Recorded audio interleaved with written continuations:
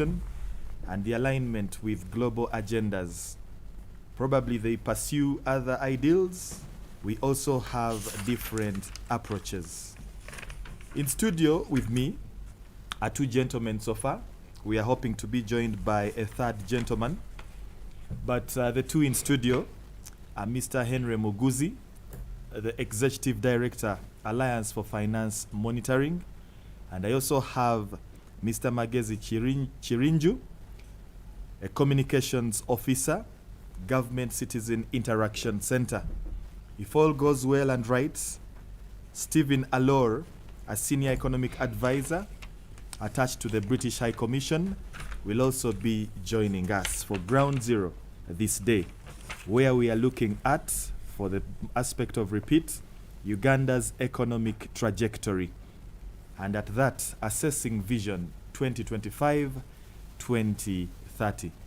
Maybe for the light bit of the show, I'll start with just... Thank you very much. My name, as you've heard, is Henry Muguzi. You are the Executive Director of the Alliance for Finance Monitoring. It's quite an honor and gratitude for me to be here. And good morning, listeners, wherever you're joining us from. I'm sure whatever insights and words of wisdom we are going to share here today should be critical for helping us improve the way we understand our relationship with the government and our role as citizens in driving Uganda to the Uganda we want to see, the Uganda we would love to see, the Uganda of our dreams. Okay. That is perhaps as well the Uganda of 2030, if at all we achieve what we can by now, or between now and then. Right. And as well, Mr. Magezi Chirinju. Thank you very much, Mr. Tony. Good morning, our listeners on UBC Ground Zero. Once again, I'm happy to be here to discuss especially the economic issues that Uganda faces going forward. And listeners, please join us in the discussion. The economy is for all of us. So give us what you think, give us where you think government left something out, or let's have a discussion. Thank you very much. Okay, thank you. That is Mr. Magezi Chirinju. Now, gentlemen, the President's address focused on Uganda's economic achievements, infrastructure development, agricultural productivity, regional integration, governance, amongst others. And while this was the case, he acknowledged areas requiring attention, the likes of environmental conservation and anti-corruption measures. Starting off with that brief, and the need to attend to particular sectors for us to be on the right track, what would you make of the President's speech in line with Uganda's economic trajectory? I'll start with you still, Mr. Henry Muguzi. Yeah, thank you very much. So if you listened very attentively to the President's speech, you needed to be of a certain level of, to have attained a certain level of literacy.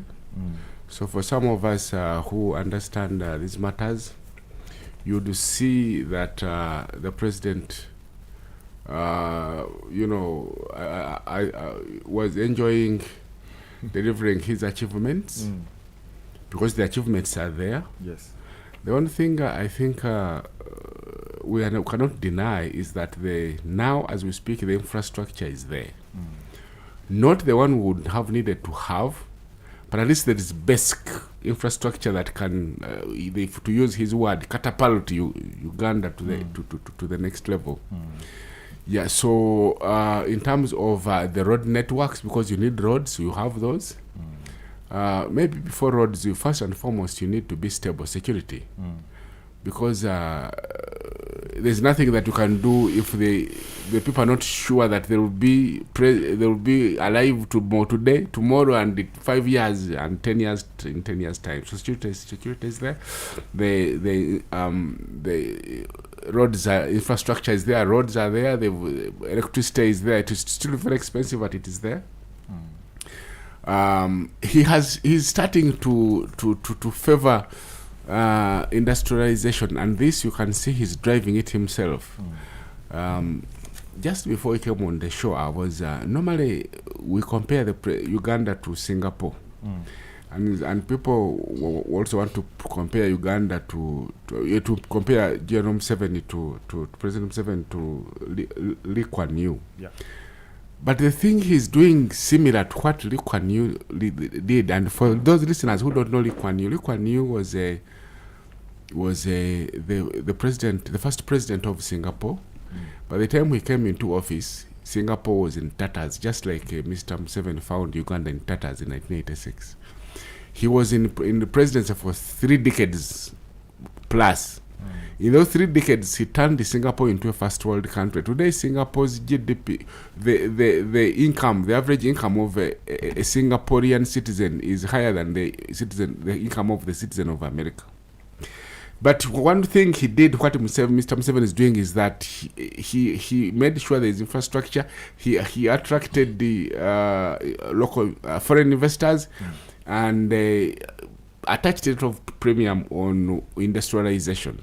So I think that he's getting right. The other point he mentions is corruption, because one of the things that are pegging us backwards in Uganda is corruption. And every time we speak about corruption, I discover that our people don't understand, because when you speak about corruption, what people relate to is Nguzi, this one with the bribe, with the money they give to the police officer, they bribe the health officers with.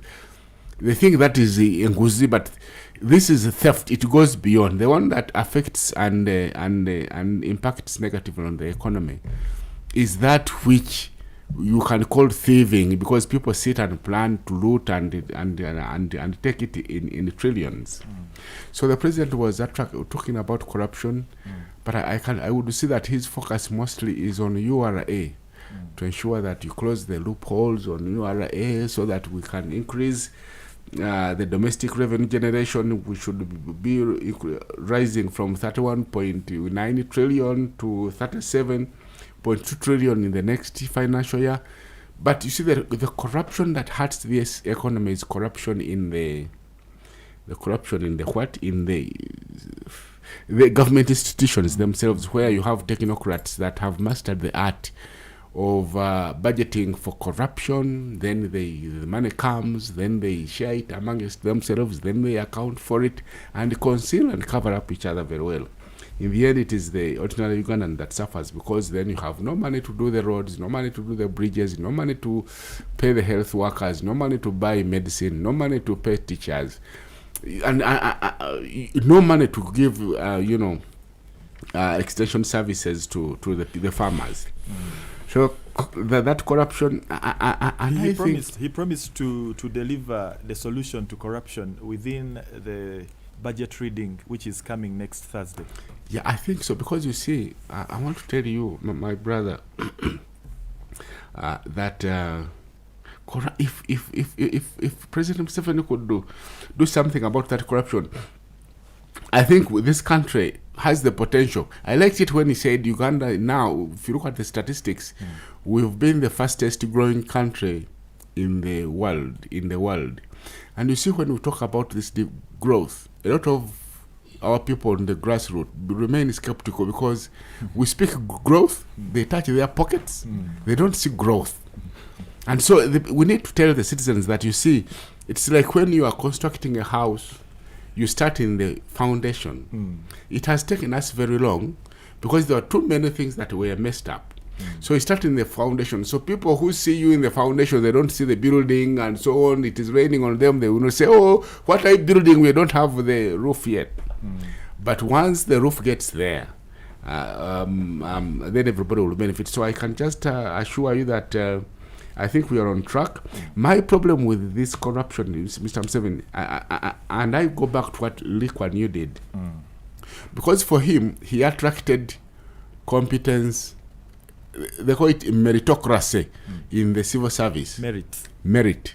So if you came here, you should have come here on merit, not on secondment, not because you are a son of so-and-so.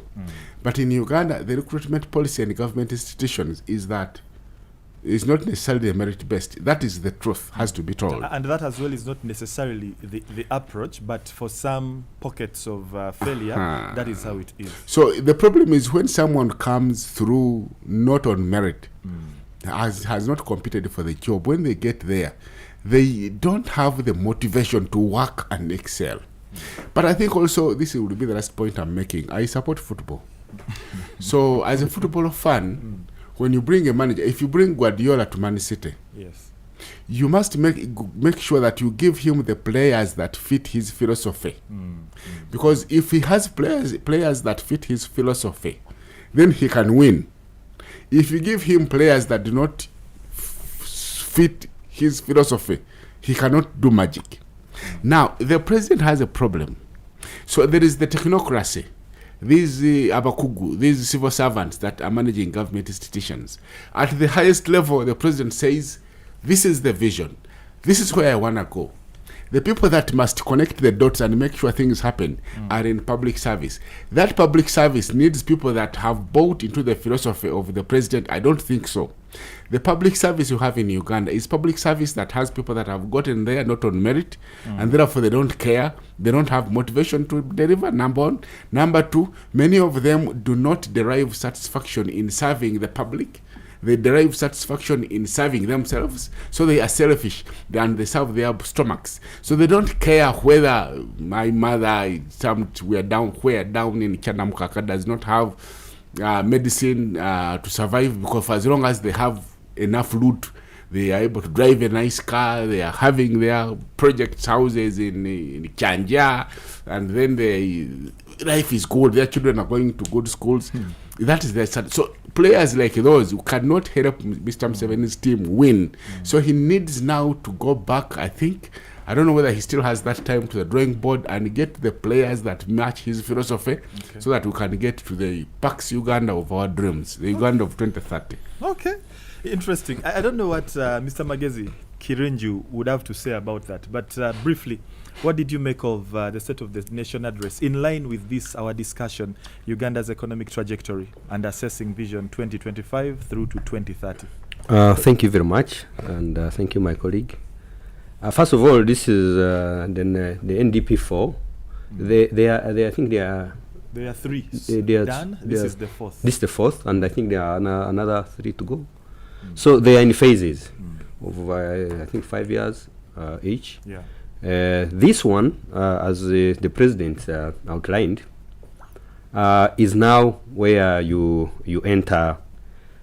Like my colleague said, the foundation has been set.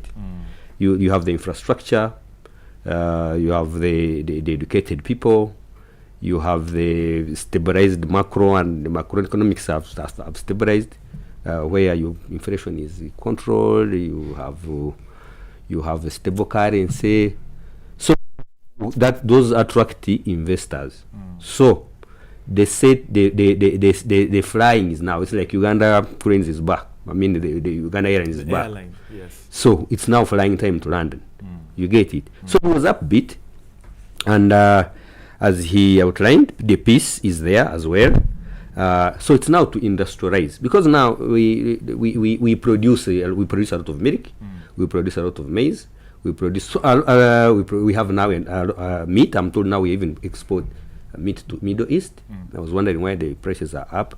So, but now the problem is we still have those are normally the surplus either gets spoiled or it is exported in raw form. So the president is saying enough is enough. We must add value.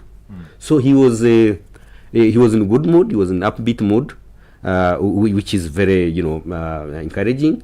But like my colleague also again mentioned, the translating that growth to an ordinary person is one which is still a challenge. But government has come up with the several programs like Myoga, has come up with programs like PDM, Youth Livelihood Fund, such that this economic growth trickles down to the last man, such that when you do these economic measures, which are very hard terms sometimes to say in English, they are in the pockets of the ordinary person. Yes. You get it? Yes. So, no, you come and say, any Uganda's GDP. I mean, my mother in the village doesn't know what do you mean by GDP. I don't have salt. So the president is saying, no, let the money go down. Because when you add value, you create more jobs here. Actually, when you add value, you create more value. Actually, I think that's a better term grammatically. When you add value, you create more value. That means you have the people. I have been producing maize and exporting it to Kenya. But now I'm going to build a factory that changes maize to flour.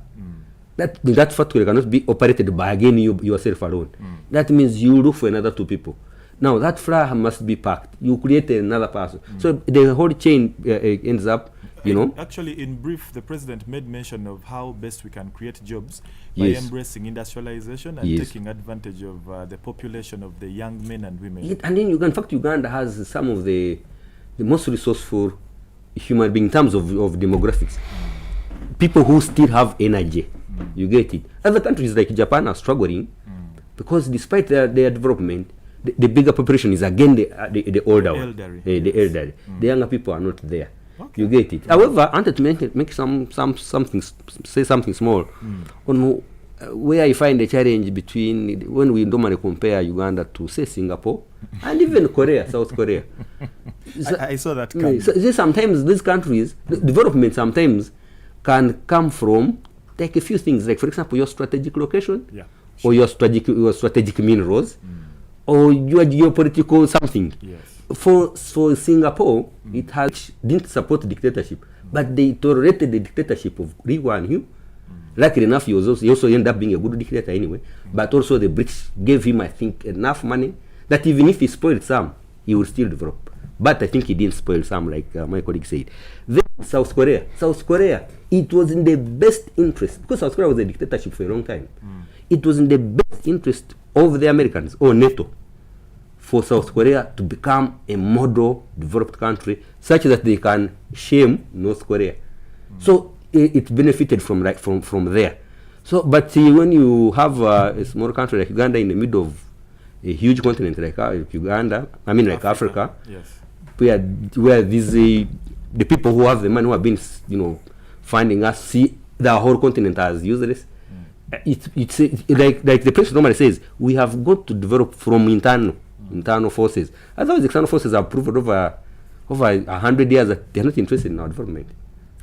Okay, I actually highlighted how our alignment with global agendas sometimes can be a big challenge, but I think you've also touched it in a way also. But before we get to Mr. Muguzi, for you, Mr. Magezi, yes, I want to understand, you being that you're within the Government Citizen Interaction Center, I want to believe you interact so oftenly with the citizens, the wananchi. Yes.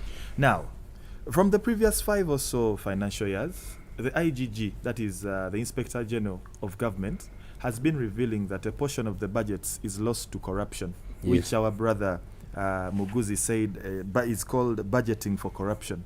Now, perhaps this would be substantial money if placed into various sectors that are seemingly pending.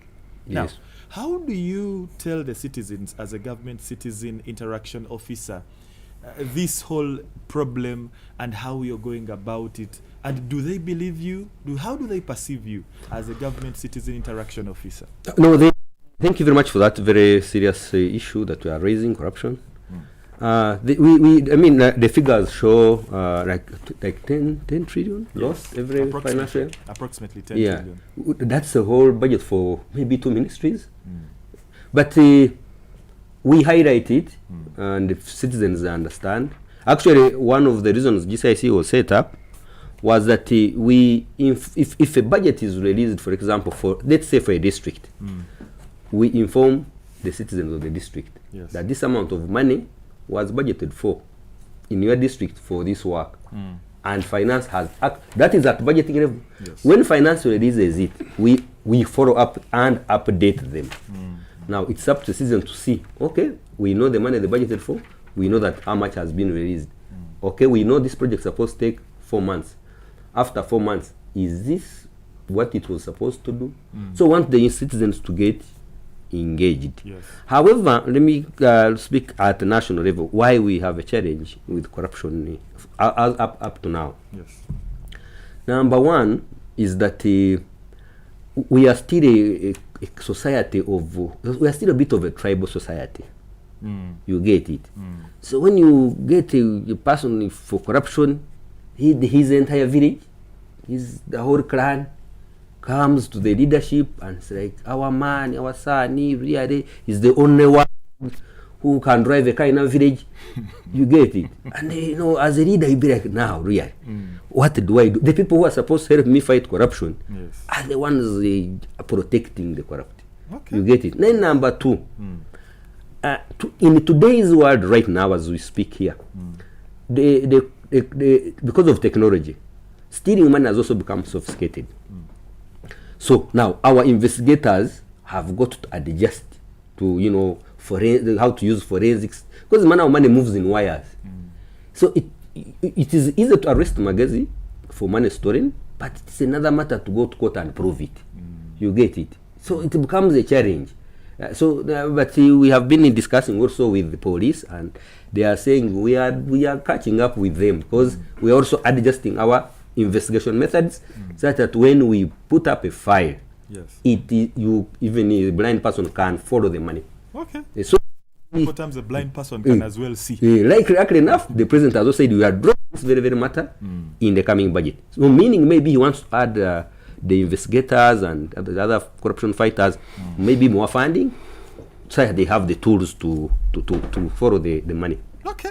Ground Zero program it is, and today we are focusing on Uganda's economic trajectory, borrowing from the State of the Nation address, where of course the president provided a projection of a 2025-2030 timeline for us to achieve a swift or a shift from a predominantly subsistence-based economy to a modern, industrialized and inclusive economy.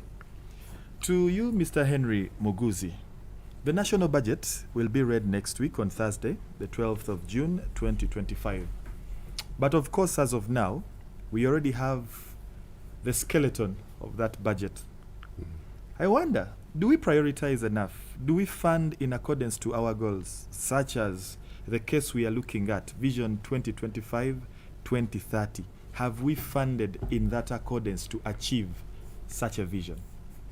Thank you very much. For that good question. I just wanted to do some rejoinders, two of them. Oh, please.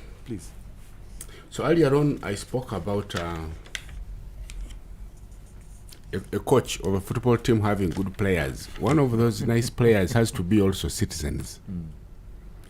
The citizens must also understand that development cannot happen except if they also play their role.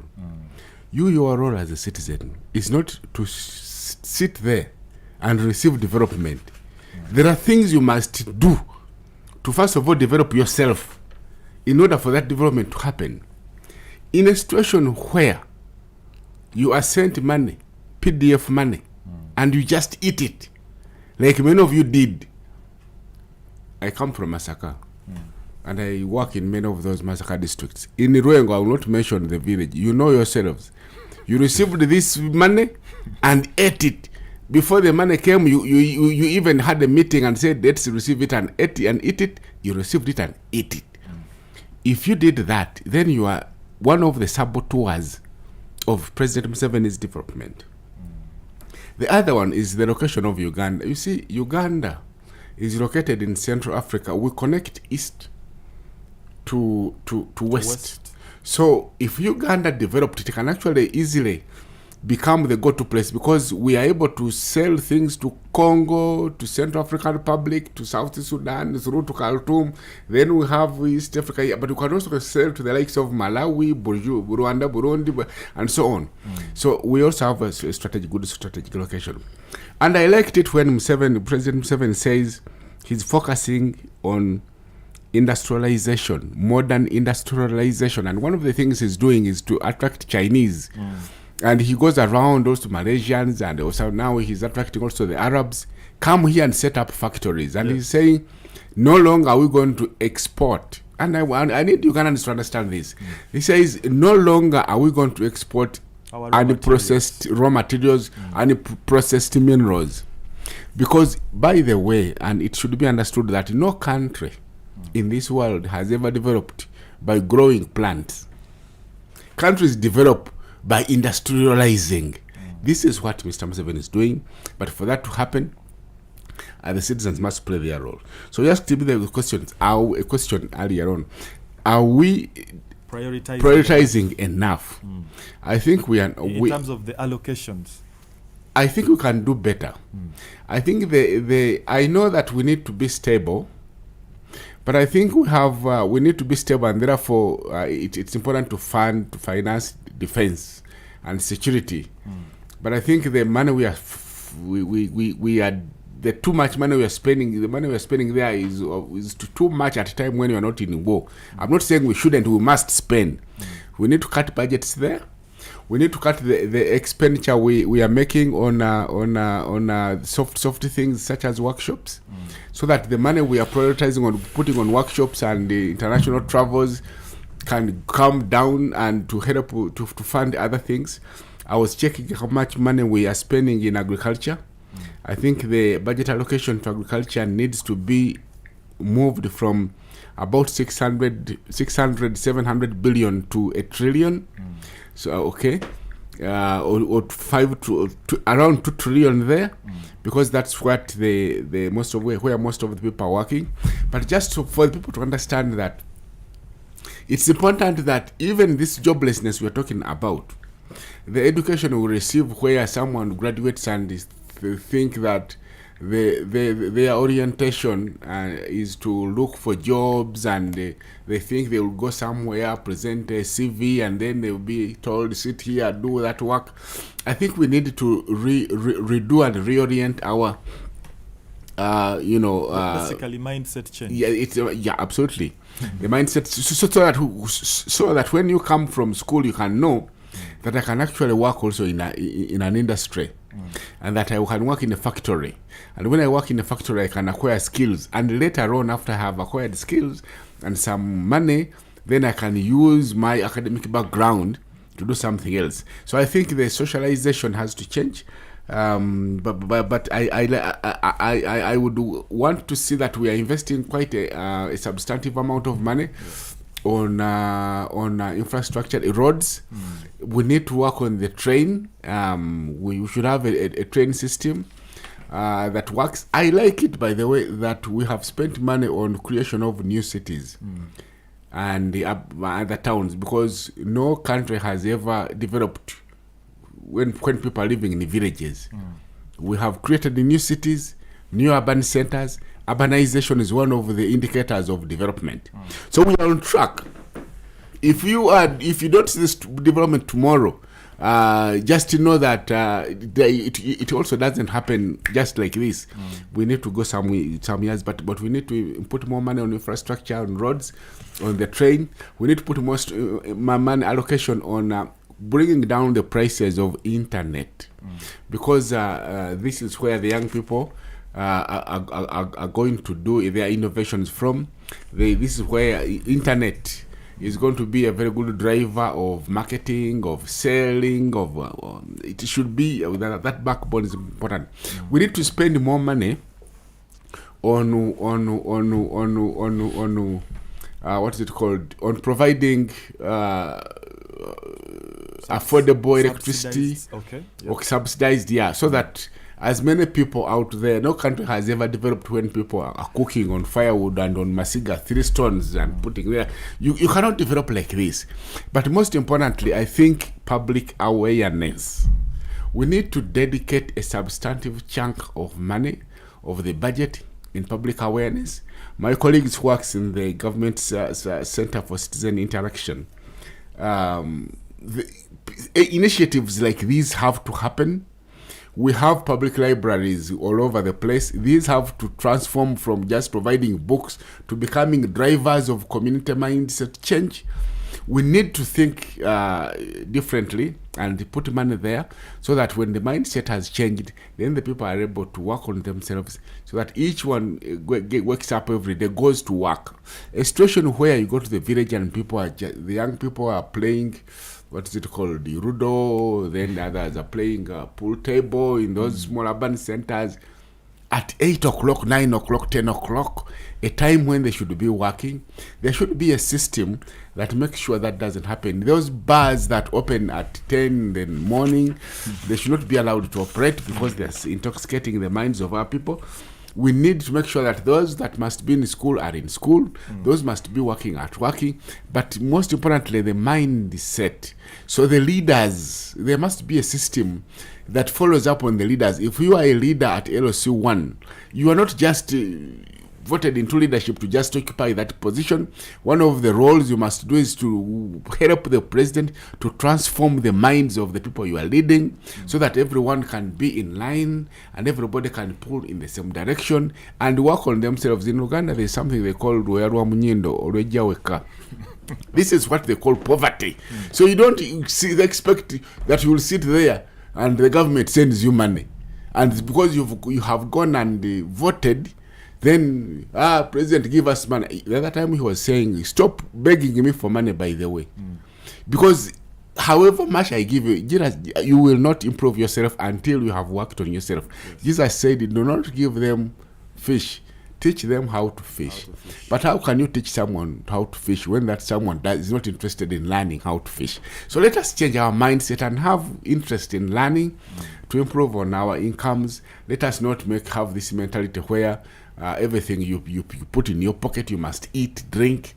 Let us also develop a culture of saving, so that this is how. So that you at one stage you can have purchasing power. We need purchasing power in this economy. But I think to assure Ugandans, if you look at the infrastructure that we need to develop as a country, it is in place. The mindset is there. We are headed to go for good things. Okay. I would believe. All right. We are coming your way live on UBC Radio. We are coming to you live on the frequency 98.0 FM, just in case you're within the central region, but as well coming to you live in Arua on 97.4 FM and in Lira 99.4 FM. Otherwise, for the people in the eastern region, UBC Butebo is active on 96.9 FM in Mbale and 98.4 FM in Soroti. West Nile people, thank you for waking up with us.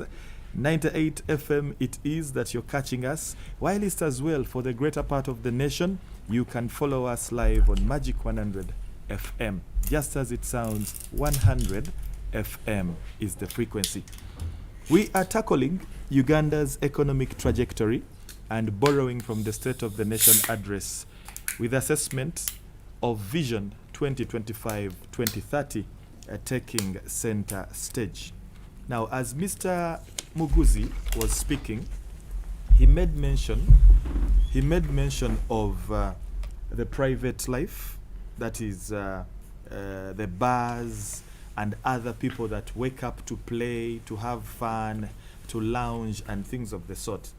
But interestingly as well, from the NDP4 or National Development Plan Phase 4, there is an aim to transition Uganda from a predominantly subsistence-based economy to a modern, industrialized and inclusive one, with specific pillars being earmarked: sustainable industrialization, infrastructure expansion, private sector growth. Now, private sector is perhaps the place or the sector that takes with us people that will wake up to play pool, people that are operating a kiosk, those that are doing second-hand, third-hand cloth sales and the likes, and perhaps the ones that are waking up to rest, to play, and later on perhaps engage. Mr. Magezi Chirinju, Yes, sir. how do we handle this sector? Because it's one of those we are looking to for the achievement of 2025-2030's goal. Thank you very much. Let me first agree with Mr. Muguzi on Uganda's location. That was a very, very good explanation. Okay, you've agreed. And let me actually also add on his explanation. You see, where we are located, we have 3 lakes that connect us to 3 countries. Yes. You can, and that's very in fact, I don't know why we have not developed our water transport, because going to Kenya would be much cheaper than on the road if you had a ferry, reliable ferry. Tanzania would be cheap, I think. But again, also Lake Naruwale, Lake Mitanzije, and the other one is Edward or something. Our local names we've forgotten. But they link us to Congo at different points. So Uganda is very well located. But back to the point you are making, you are asking, the question you're asking. One, in one of the aims of this NDP4, the president said during his honor address, private sector support. That's very, very important. And among them already has, I think the next budget is going to be money for commercial farmers, for interest-free in the government banks. Yes. I think 175 billion is going to be initially availed for all commercial farmers, which you can borrow private, interest-free. That is already support for the private sector. These are the programs mentioned earlier: Emioga, PDM, Youth Livelihood Fund. But also, those ones are supposed to especially give our redundant youth where to begin from. You get it? And there are very many. There's also youth venture, women entrepreneurship, something. So all those programs are supposed to help our youth to be involved in economic activities, rather than go to play pool and make plays, bet. Yes. But also, the president has put up presidential training hubs, those hubs, skilling hubs, in almost I think every region has now. Kampala may have like 2. I think there's one. There's more than 2. More than 2. Just in our neighborhood, there is one. Just across the road. They're scattered around. Yeah. So those ones are meant to give somebody what he can use the hands with. Can you sew a bag? Can you go and make a shoe? Can you go and repair a vehicle? It's hot. We busted. We didn't know exactly what. So that gives you as a private citizen the skill to go and fend for yourself. However, I have a small problem with my own government when it comes to private sector on some issues. For example, every budget they put up a budget for paying the local domestic debts. But you still find the businessman saying, I demand government my money for the last 5 years. I mean, if Magezi, because you see, when you look at the statistics of starting a business, Uganda is among the top in the world. I think by registration, I think they use statistics from registrations. But again, they are saying also the mortality rate of our enterprises is just basically too high. Now, one of them is, I go and go to bank, borrow 500 million because I won a tender to supply ministry so and so. Yes. And I actually go and deliver. The ministry pays me after 3 years. By the time they come back, really, the interest I was paying, the costs I was going through, so even if they paid me all that money at once, I would still collapse. But still, they don't pay me all.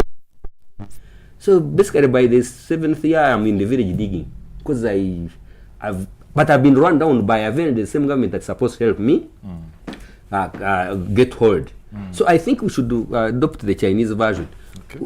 Because 2 types of debts: foreign and the domestic. So I don't know that the foreign debt they hold us at gunpoint. I don't know, but we should be paying our people first.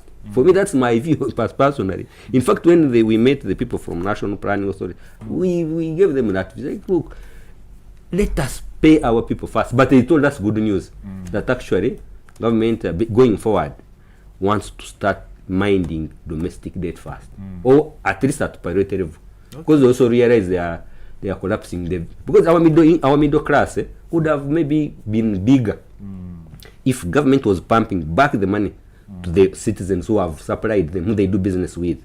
Okay. So for me, I'm happy that they are also looking and they are also seeing it that, okay, we might be the problem to our own business people here. Okay. So they are providing money for commercial farmers, they are providing, they pay domestic suppliers or domestic business people like that. So of course, in the oil sector, they've already put that, that's unnegotiable 30% component. Yardstick. Yeah, if you foreign company, 30% is for a local person.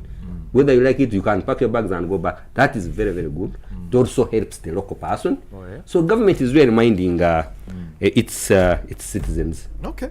I'll actually turn to Mr.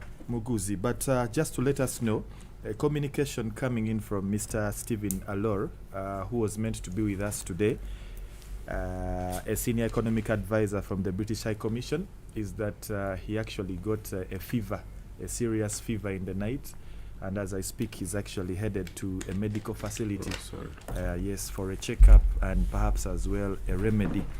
But that said, we are streaming live on YouTube. And just in case you're falling in now and you missed out on the earlier part of the show, it's going to be aired tomorrow at 3 p.m. on UBC Radio. So there's no way you will actually miss out, because always we have availed ourselves unto you. Mr. Muguzi, when you spoke, you said that as we prioritize, we need to invest at least some good chunks of money into specific enterprises or perhaps sectors. But now I'm also wondering, from where do we get this money? Because you do realize that people like you and other civil society members complain and say, but you know what, the debt is too high. We are spending practically half the amount of our budget paying debt. So where do we have to get this money to invest into those areas of priority? Thank you very much. I mean, if at all we don't borrow much more. Thank you very much. Before I come to your question proper, allow me to handle three things. Yes. The first is about these presidential skilling hubs. You see, dear listeners, You don't seem to be happy with them. no, I'm not. It's the citizens of Uganda that I'm not happy with. Okay. You see, for you to sit there and wait to be told, go there, is my biggest problem. So when these things are set up, pick interest in wherever you are. Ask, inquire, where is the nearest I can go to and go there. Don't wait to be told, you go here. So that is number one. Okay. Number two is on the private sector.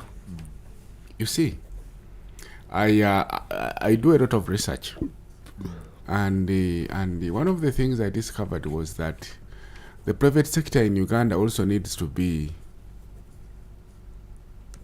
oriented, helped in terms of capacity building to understand things in a modern way, because the ordinary private person in Uganda gets to be satisfied with so little.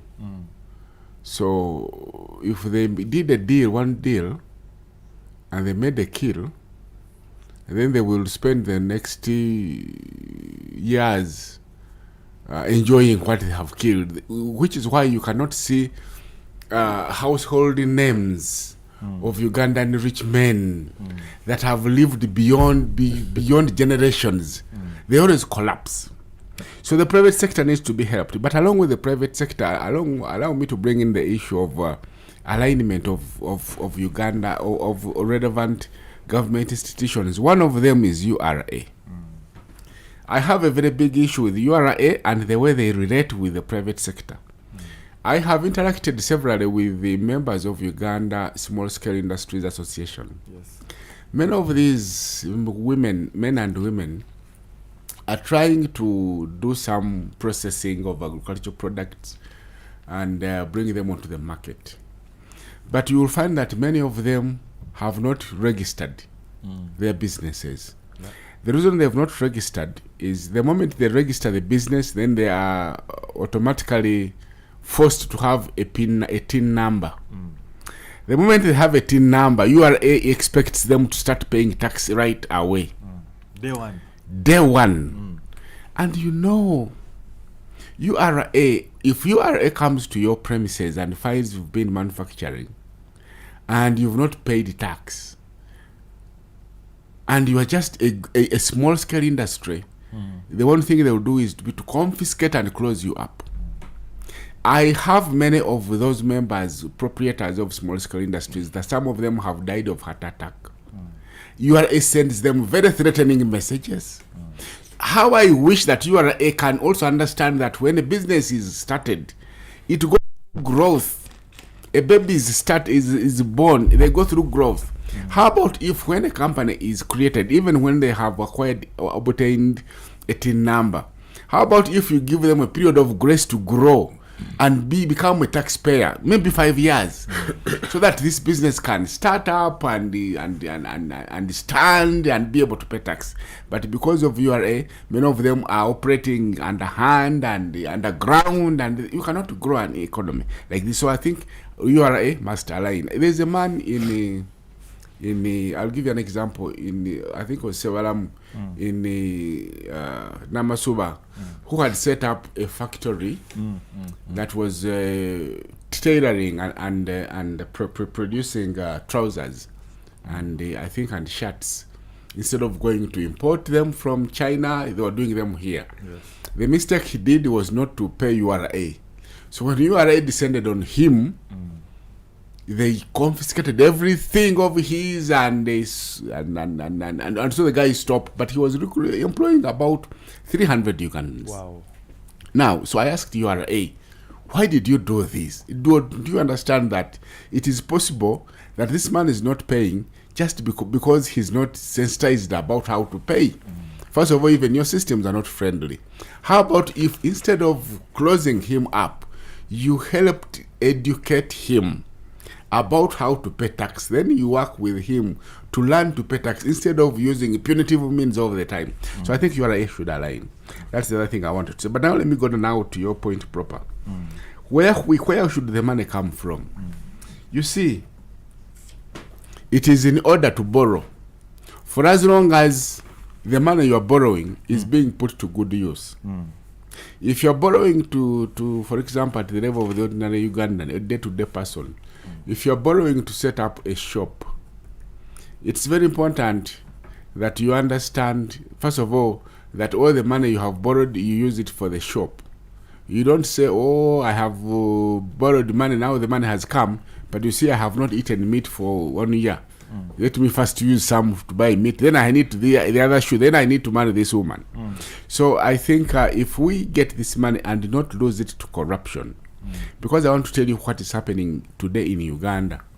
So when they are borrowing, the minister who has come to Parliament to present the approval for the seek approval of Parliament to borrow has a cut.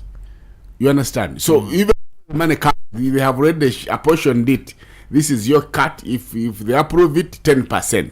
So then those that have prepared the paperwork for borrowing also have put their cuts, embedded their cut. So when the money comes, you find that almost 40 to 50% is already eaten. So, but if we can deal with that, I think we can go on and borrow. For as long as when we borrow, we invest money where we can, it can multiply, and then we are able to pay back. That's number one. But number two, if we can help these small scale industries to grow, so that we expand the tax base, that we have a number of taxpayers. The situation where everybody fears to get a TIN number because URA will descend on them with all their wrath. The situation where URA does not understand that they can give these young small scale industries a period of grace to grow and become taxpayers should be worked on, so that we grow the tax. If we grow the tax base, because the president was saying that his target from next year is to grow to collect up to 37.2 trillion. But I can tell you we have the capacity of collecting up to 50 trillion. If we can allow to broaden the tax base. So if we can implement the policies we're implementing, if we can sensitize Ugandans to what is it called, to engage in income generating activities and have money in their pockets, so that we can grow the purchasing power, so that as many people as possible are paying tax. But also if we can curb corruption, so that the close to 10 trillion, 9 or 10 trillion that we lose to through corruption can be saved. Yes. Then we should be able to save some money to do these things. I don't want to subscribe to a school of thought that fears to borrow, because if you fear to take risks, then you can never develop. So we can borrow for as long as the money is put to good use. If, for example, if we are borrowing to set up an efficient electricity system, not electricity train system, that will make it easier and cheaper for people in cities to come from their homes to come to work and go back, so that every day the 50,000 you lose every day in the traffic and the fuel, or sometimes even 100,000, it can be saved. Then people can have more disposable income, and this country can be able to grow. So I think we have to borrow. We have to get money from to broaden the tax base, but I think also to reduce the loopholes within URA that are making it difficult for us to grow the revenue base. All right. We are going to be taking a break, but perhaps as well an addition needs to be made. The president highlighted that in the next financial year, we are going to so much embrace EFRIS, that is the electronic fiscal receipting and invoicing solution. Perhaps picking from what Mr. Muguzi said, when EFRIS came, traders did not welcome it. Government had to come back and thought of sensitizing the traders, and with the eventuality probably now being that it will be warmly embraced once it is put back. I can say something before the break? Please do. Just briefly. That we start from another angle. I'm commenting on what Mr. Muguzi said. Number one, on why Ugandans don't embrace some of these initiatives by the president, also has something to do with politics.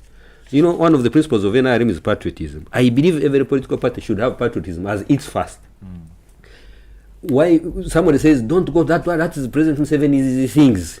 No, they are using your taxpayer money to put them there. You go and study. Okay. You guess you are free. Then lastly, on one important point he made on URA acting the way they do. You know, I found something we have a problem in the government. I'm part of the problem as well. When we are seated in government offices, we stop innovating.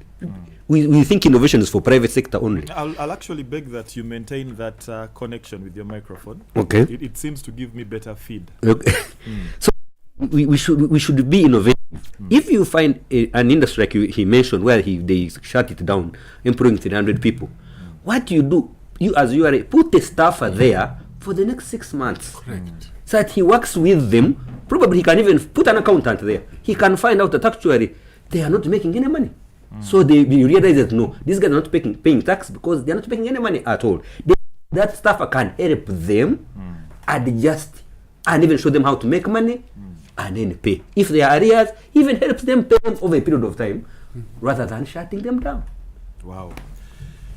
You're catching us live on UBC Radio 98.0 FM for the greater part of the country, 97.4 FM in Arua, 99.4 FM in Lira, but as well on UBC Butebo, which is 96.9 FM in Mbale, 98.4 FM in Soroti.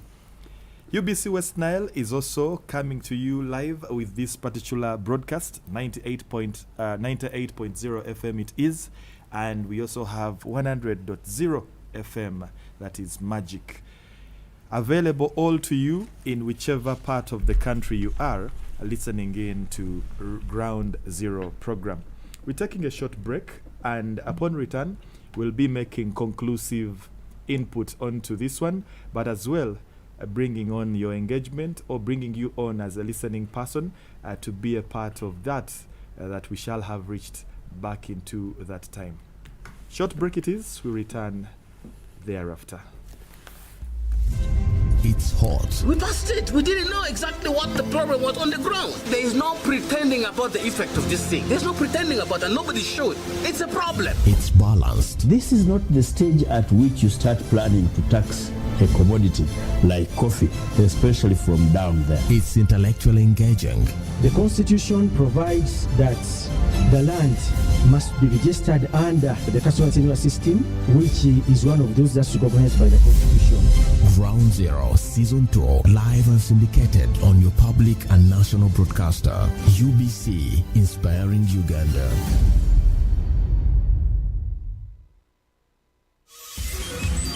At UBC Radio, all our radio network across the country is committed to inform, entertain, educate and guide for national transformation.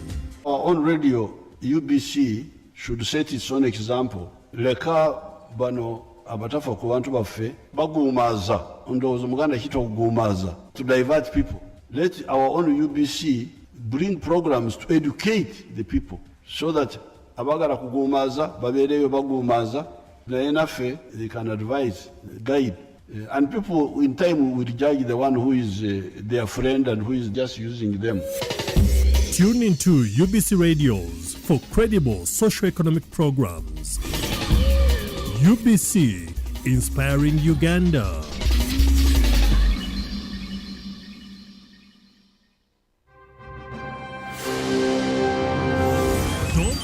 At UBC Radio, all our radio network across the country is committed to inform, entertain, educate and guide for national transformation.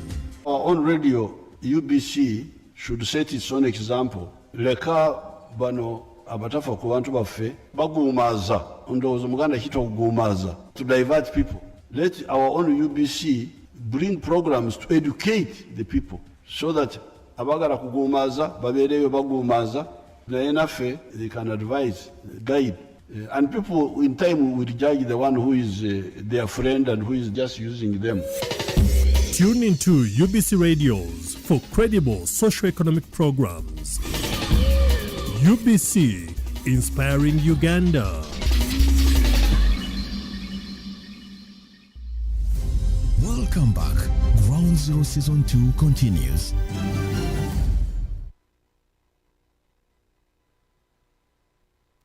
Welcome back from. It's been quite a short break. Area office, yeah. It's been on this edition of the Ground Zero program. I think I even Today, follow them on what we are tackling. Today we are tackling Uganda's economic trajectory, and at that assessing Vision 2025-2030. In the studios, just to remind you, is Mr. Henry Muguzi, the Executive Director, Alliance for Finance Monitoring, and as well Mr. Magezi Kirinju, a Communications Officer at Government Citizen Interaction Center. Like I had communicated earlier, for you that seeing the poster, the flyer making rounds, Mr. Stephen Allor, a Senior Economic Advisor with the British High Commission, has not been able to come through as he was attacked by a fever last night, and as of now he's going through assessment with the medical team somewhere. We pray for his quick recovery just in case. Now, for purposes of reminding us on what we are talking about, for you that is listening in, Uganda's economic trajectory is outlined in the 4th National Development Plan. The 4th National Development Plan serves as a pivotal framework for Uganda's socio-economic transformation. And this plan is the one that aims to transition Uganda from a predominantly subsistence-based economy to a modern, industrialized and inclusive one. As we left off, I was getting to Mr. Magezi Chirinju, and I'm wondering, these are things that you're communicating as government to Wananchi, telling us it's going to be a modern economy. What is a modern economy? For the listeners' sake, what is a modern economy? Thank you very much. If I hadn't said, my sympathies with Mr. Stephen, who was supposed to be with us. Yeah, I wish him a quick recovery. I hope the test is negative, actually. Maybe I wish it's just fatigue. I don't know why you've gone straight into a test. When you go to hospital, a test is almost mandatory. No, and modern society is the one that's no longer where citizens are no longer living in a subsistence manner, where everybody is involved in the money economy. Whether your urbanization is the order of the day, industrialization has repressed the subsistence. This is a good culture of, what the president calls Chida Chonka. So that's a modern society where, services are accessed easily. You don't need to come from Rukunjiri, where I come from, to do a scan in Kampala. You can do a scan in Rukunjiri itself. But now you may end up even doing a scan. Right now you can come from Soro to do a scan in Barara and find it's not there. You have to continue because it's a bit, So those services, the health, the education, that's a modern society where things where there's that level of economic organization and the standards of living are high. Okay. So that's what we are aiming at. Like the president says, this NDP 2040 aims to have our economy at $500 billion in the next 40 years, by 2040. But the president is saying, no, that's too far. Should be nearer. Okay. You get it. Should be much closer than 2040, that's too far. And I am also hoping that it happens before 2040. As soon as possible. As soon as possible. In the same regard of that question, I'll actually turn to Mr. Muguzi, Henry. Are we going to achieve that modernity, that industrialization, come 2030? Because we start counting now. Shall we have achieved by matter of prospecting? So, thank you very much. Shall we have achieved that by 2030? If you look around, in many places, including my own Masaka, you will find those pockets of those factories that employ close to 300 young people. So it is a process that takes time, but the president has done well attracting Chinese that have come here and set up those factories here. True. My thinking is that the Ugandans alongside, and I hope that those Ugandans who used to go to China are also watching, because there's this saying we used to have in the primary of monkey see, monkey do. So I hope they're seeing and they can be able to do. So for me, I had the privilege of living in a first world country in the diaspora for about 3 years when I was a young person. I think between the age of 27 and 30. I think 28 and 31 there.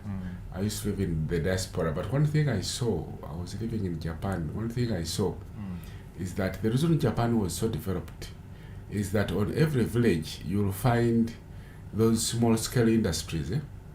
And I remember, so each of those industries would employ about between 8 to 12 people. Yes.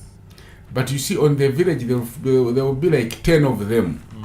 So you get to see that on every village there are those. So they had broken down the responsibilities so much that, for example, if it was a shoe to be made, there was a factory that was making only the soles.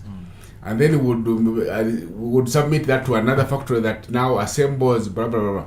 So I think going forward, industrialization is the way to go, that it is able to provide employment and income to the Ugandans wherever they are.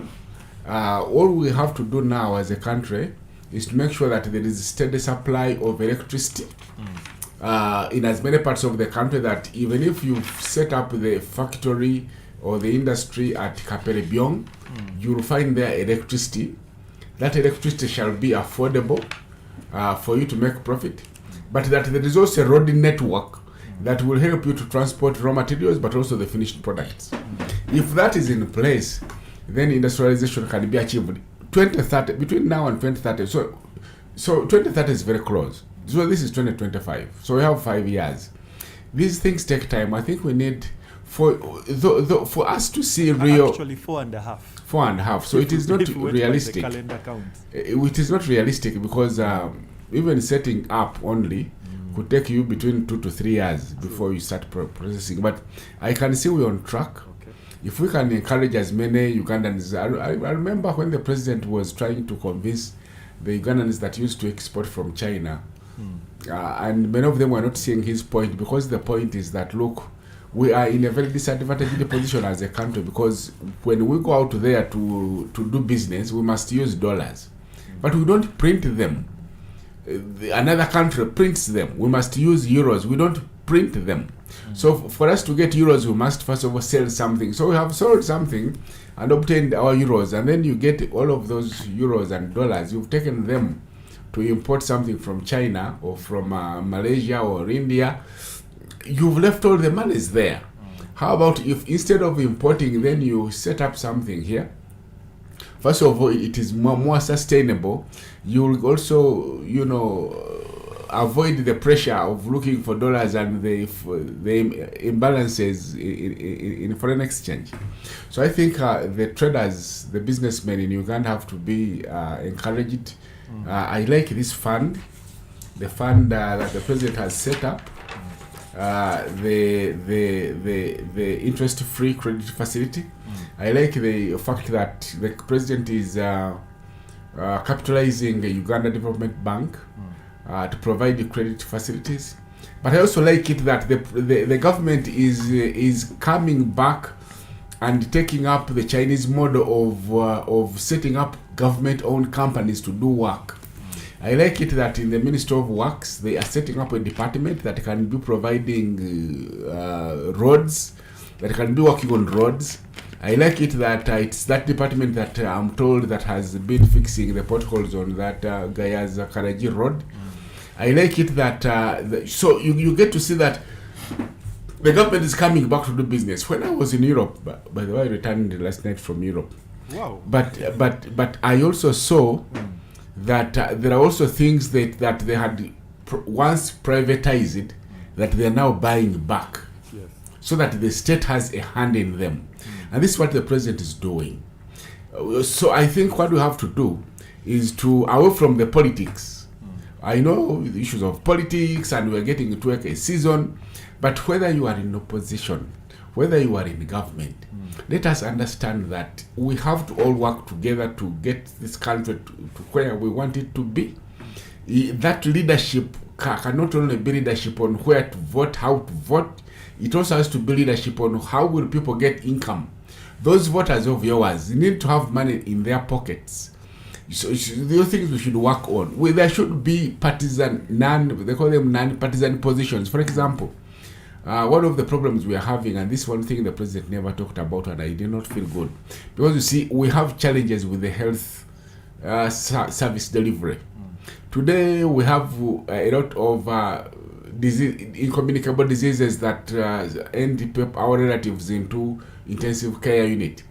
Every time your relative is in intensive care unit, the bill you receive is in excess of 50 million. I know of many families that have had to sell off all they owned, including all the land they owned, the titles, in order to pay the bills. But even then, their loved ones died. Why should it be that every time you pay the medical bill of a loved one, of a family member, the entire family runs bankrupt? We cannot develop like this. So I think the president should have spoken about a mechanism, a health insurance that will make sure that at least there are certain thresholds you don't have to worry about, that in circumstances like this, the family does not have to run bankrupt, because a bankrupt family cannot help in pushing Uganda to the next level, the Uganda of our dreams. We can't achieve it when things are happening like that. Okay, just interesting there. Even as well for you, Mr. Magezi. Yes. I'm wondering, because we as a country align with global agendas. Yes. And at that, for example, we are together in aspects of curbing or reducing poverty, Yes. environmental sustainability, inclusive growth. When these international days fall our way, like say Environment Day, we all come together as Ugandans, Forest Day, and so many others. In fact, recently, when we had the CADIP Summit, it was a basis of talking about sustainability of food security within and around the African continent, but world over as well. So now I'm wondering, is it possible that Uganda can typically emulate or synchronize how other countries globally are doing what they are doing and thus achieve in line with projecting 2025, 2030? If you look at the president's plan, he wants to deal with agro-industrialization, tourism development, mineral development, science and technology. Those four. Now, he said in his next budget he's going to deal with corruption and federation. This is already a global connection, because if you process your agro industries, where are you going to sell? Because Ugandans cannot buy everything. That means you need COMESA, you need East African Community, you need those global trade partnerships. Tourism development. If you develop your tourism sector, whom do you expect? Right now, the majority of visitors to Uganda, when you look at the figure, you are very, very happy. Recovery, what? But when you look at the source, it is from Kenya, it is from Rwanda. I mean, the Kenyan, when the Kenyan comes, how much does he spend? The British might come and spend more money than 10 Kenyans. So, the high-end spend. So, you can't develop without them. If you process your gold, you need to sell it at international markets. Science and technologies, most of the science and technology apps, we import them from out. We get them from developed countries. So there's no way you can, if all work perfectly, and then you deal with corruption, and then international federations, Africa Free Trade Area, East African Community, COMESA, ASEAN, even the EU, because I was looking at the countries that have the investment into Uganda FDIs. The leading country is Netherlands. She was surprised, not even China. Netherlands is leading in FDIs into Uganda. So you can see that you put all these four correct, rightly, agro-association, tourism, mineral. If you got them correct, then you fail and fail these federations, you are still going to get stuck, because you need a bigger market where the products from your agro industrialization are going to be sold. Where you need a big market where your tourists are going to come from. You get it? Yes. So there's no way you can achieve this vision 2040 by being alone. Everything. Okay. Yeah. We are simply not going to. It's not going to work. Wasting time. We are basically wasting time. All right. It's Ground Zero program coming to you live from UBC and our sister networks, UBC Butebo, Magic 100 FM, West Nile FM, and as well streaming on YouTube. My name is Kent, and together with the gentleman in studio, we are assessing Vision 2025-2030, which earmarks Uganda's economic trajectory. Mr. Muguzi, interestingly, by the way, I hope it's the right pronunciation. Is it Muguzi or Muguzi? Muguzi. Okay, Muguzi. Okay, that's the right one. I beg to be forgiven where I made it, or rather pronounced it wrongly. You say you're happy with the credit facilities, more so to the farmers, the ones that are going to come through banks like the Uganda Development Bank. And this because they are interest-free. But the majority of the studies we've made have indicated that such interest-free monies are the reasons for which we are having lots of debts domestically even before we add foreign debt. And the reason for which perhaps we make complaints about how we are having a lot of debts, but yet the budget cannot fully cover. Do these kinds of facilities worry you not? So the fact that the commercial farmer would access this credit facility interest-free is one thing that I found quite positive. Because, as you know, the unpredictability of farming business is that, It's terrible. yeah, if you have taken a loan, a facility that has interest, and that interest accrues from the point of signing it, then you are in trouble. So this interest-free come in handy. Most of the countries where, if you speak to the Chinese, the Indians that come here and do magical things, the reason they do magical things is because they have access to almost credit-free, to almost interest-free credit facilities, that you can pull out a loan of about $500,000, and the interest rate is 2% per annum. So these are some of the things. But of course, for Uganda, where we are struggling with a very narrow capital base and revenue base, it leaves us with not much option but to borrow. But the borrowing per se is not a bad thing, for as long as the money that is borrowed is put to right use. The problem we've been having is that most of the monies we have, almost near to half of the monies that we borrow are either stolen or the people that have borrowed this money do not do so when there is a concrete plan in place, which is why you discover we have borrowed money but we can't use. There are credit facilities, there is monies we have, loans we have taken from the World Bank and many others that are still standing there. If you read the reports of the Auditor General, it tells you this was borrowed, it has not been used for now 3 years, it is there. So the question is, why did you borrow if you knew you're not going to put it to use? The answer is that the overriding motive of borrowing was not to utilize but to have something to steal from. So if we can close these loopholes, then we'll be fine. So and this is, if the president says that he's going to focus on this, we have to look at him critically, because over the last 39 years he has not done anything to prove to us that he has the backbone to rein in on the thieves. So I hope he can suddenly change, but maybe we cut him some slack.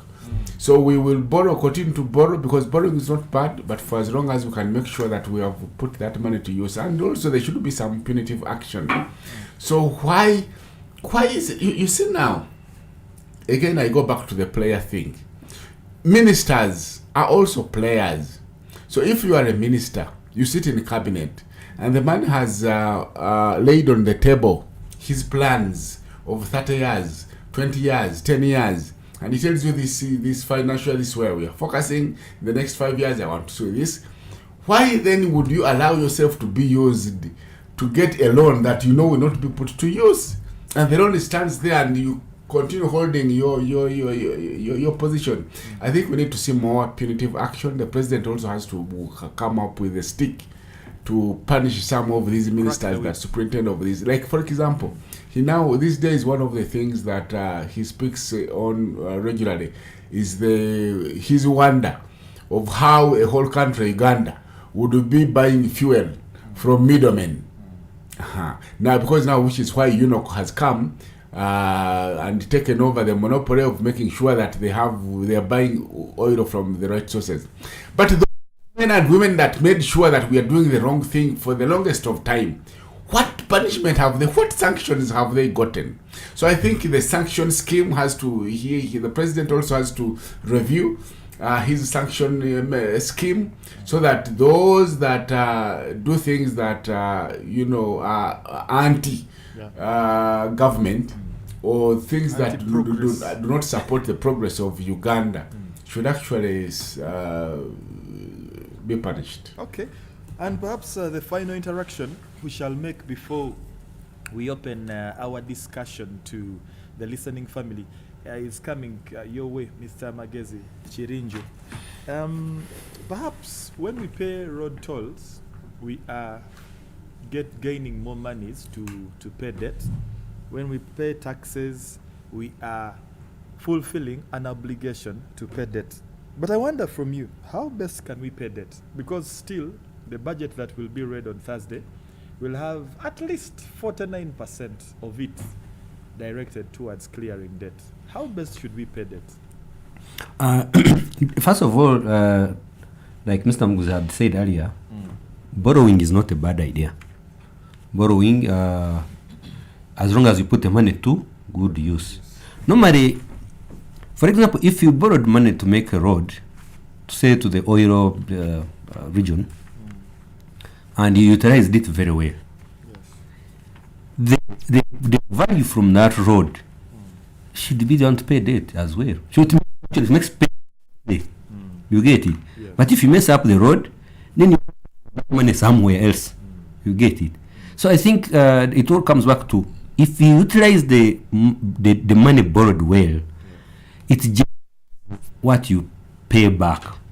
But if you misuse it, if you eat it in corruption, then you cut the budget from health to the debt. You cut money from security to pay debt. But it all comes back to utilization of whatever we borrow. Yes. Besides, also like Mugzags also had said earlier, also if we bureaucracies, so when the money you borrow, it goes into its work. Because even when it sits on the account, it's attracting interest. So by the time it has done to pay, it has done the interest, whatever,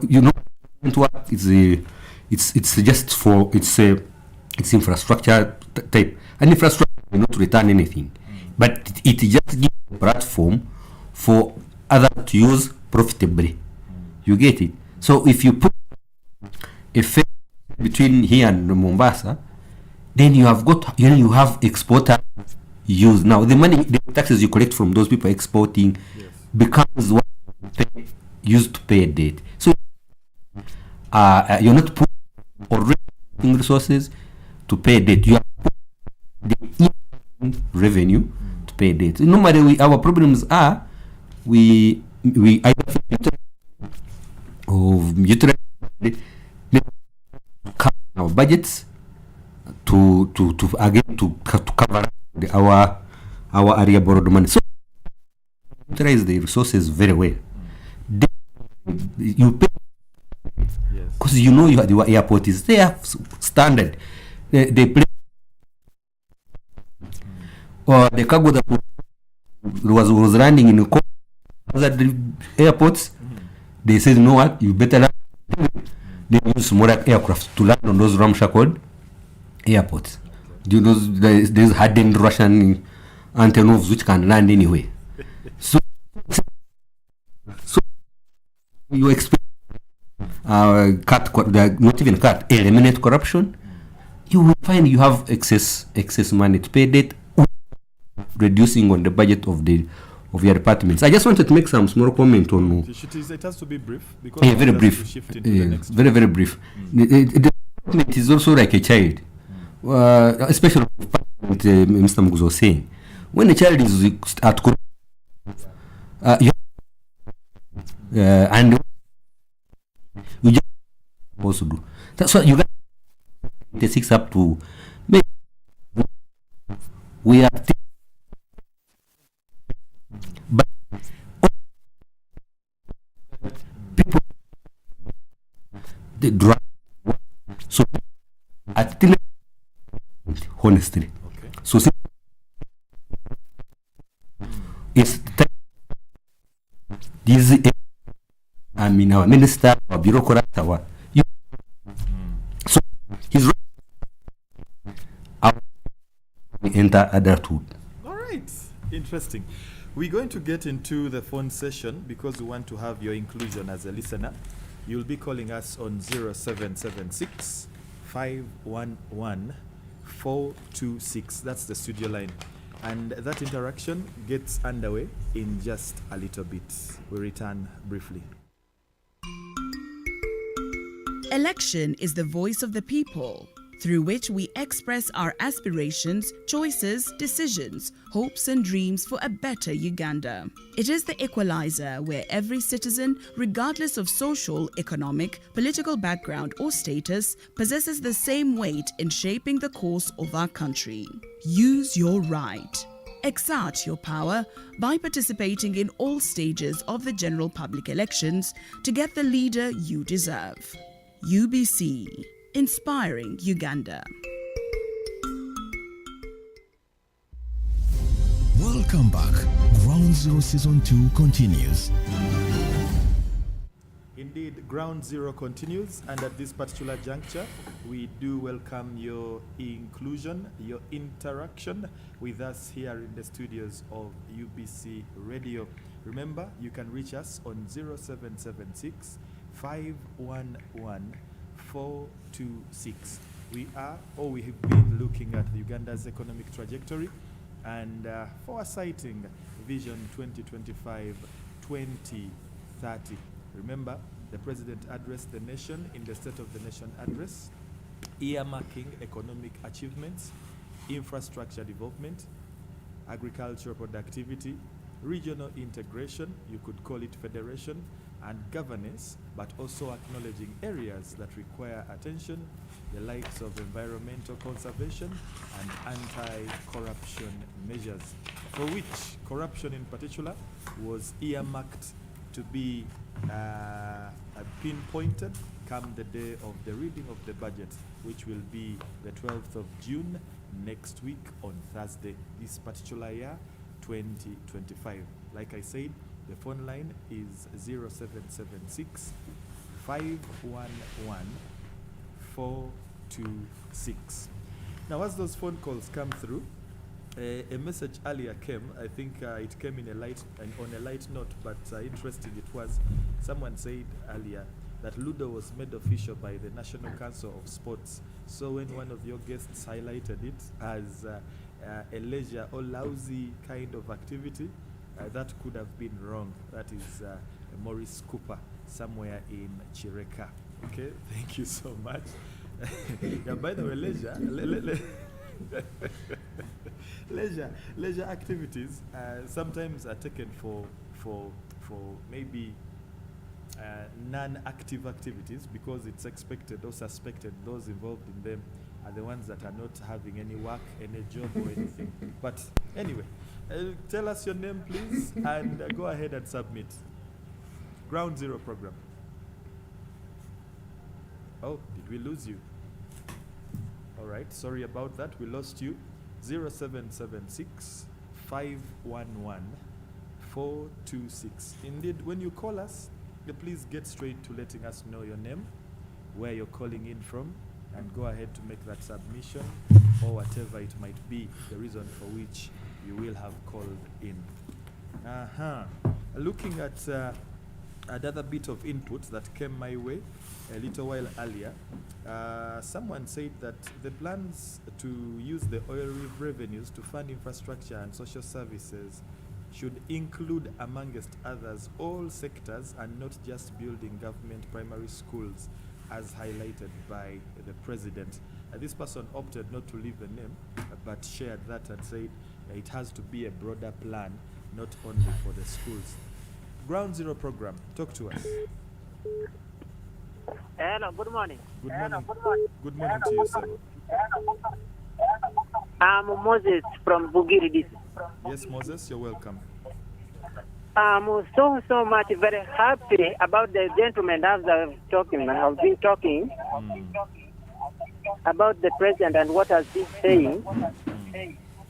I like those two gentlemen so much.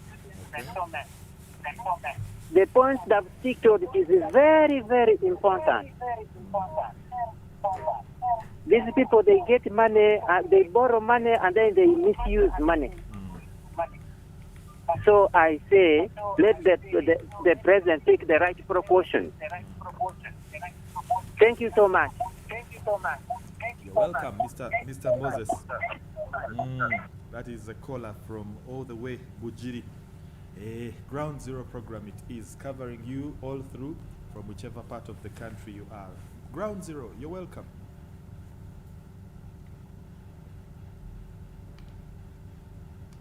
Ground Zero program.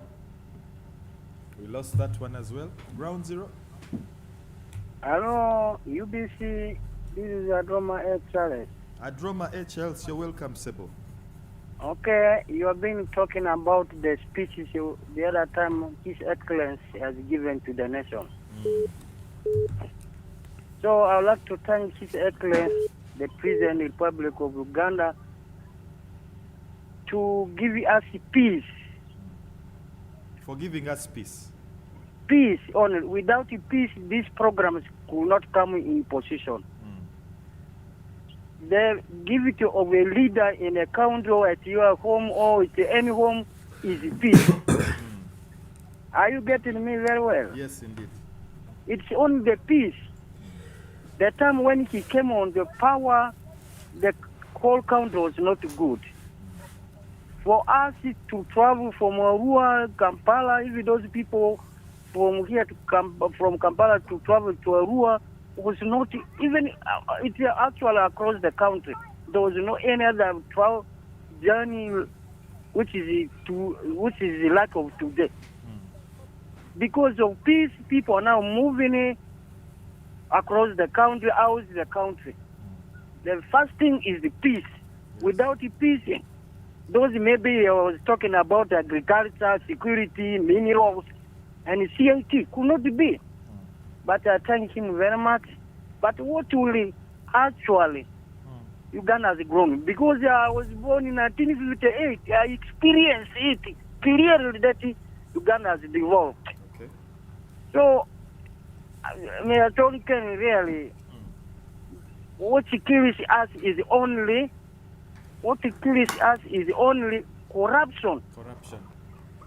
The people who are talking about corruption, they are the very people who are corrupt.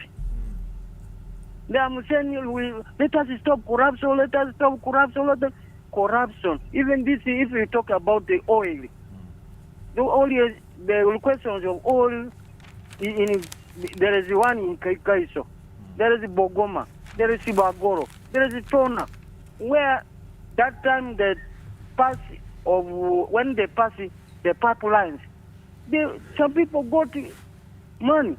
The moment the pipeline passes through your field or your home, they give you a certain amount. Indicates that Uganda is developing, but what it takes us is corruption. Thank you for the program. Thank you so much, Adroma H. Okay. All the way from Arua, and to be specific, Terego sub-region, as indicated by my producer here. Ground Zero program. UBC, good morning. 2025 calling from Butebo. Oh, you're welcome. We appreciate the program for today relating to the address of the nation by His Excellency. 7. Service delivery. I'm counting now down on the road 40 years he has been on power. He has done his level. He has tried. But my issue is, can we have that law which can deal with the corrupt government official with immediate effect, action efficiently taken, such that we make this country a free corrupt? That's my only worry. Because these corrupt officials, at the end of the day, they are still continuously working, occupying in offices of the public. Someone is a suspect under corrupt embezzlement of government funds, still continuously serving the nation. It means the other people who are coming behind that person will say that after all, when you embezzle such a big money, the government will just, you will be free. Let some people to be exemplary. Juma has corrupt money of the government fund. Take Juma, if it is Luzira, let others who are coming behind Juma to know that when you steal government money, they are going to arrest you. they jail life imprisonment. Let it be life imprisonment, that they fear. Action taken. I need the action that because we have over talking for 40 years, it's not going anywhere. Wishing you the best. Bye. Thank you so much. That is Juma Busega. He says he wishes to see a law that immediately handles a corrupt official, a corrupt Ugandan, and not the sympathy or perhaps the lenience that is portrayed. Ground Zero program. You're welcome. Hello. Yes, good morning. Morning to you, sir. How are you? Very fine, I am. How are you, Sebo? I'm on the line again. This is Moses from Bugiri. Yes, Moses, you're welcome back again. I'm so much very happy and so much creative about the president's speech. Okay. I like President Museveni simply because of the following reasons. One, is so creative. The second is obedient. The third is religious. Fourth is organized. The fifth is nice. And in line... Another point is parental. Yes, and in line with the economic trajectory, how do we reflect or mirror those attributes? And I'm talking because of this, and then I conclude. Oh, okay. Another one is parental, victorious, intelligence, reasonable, urgent, and smart. The government of NRM has got what we call SMART. Smartness. SMART, S stands for systematic. The government is measurable, achievable, realistic, and time-bound. Smart, okay. The president must stick on this corruption. Corruption is the one spoiling the government. Thank you so much. Okay, thank you. Corruption is the one spoiling the government. I think we can take one last call before we respond, as well as bring this program, the Ground Zero edition today, to a close. 0776 511 426 is the number you can reach us on, for you that is wherever you are, listening in and wishing or opting to have a view or perhaps to share on this particular edition of the Ground Zero program.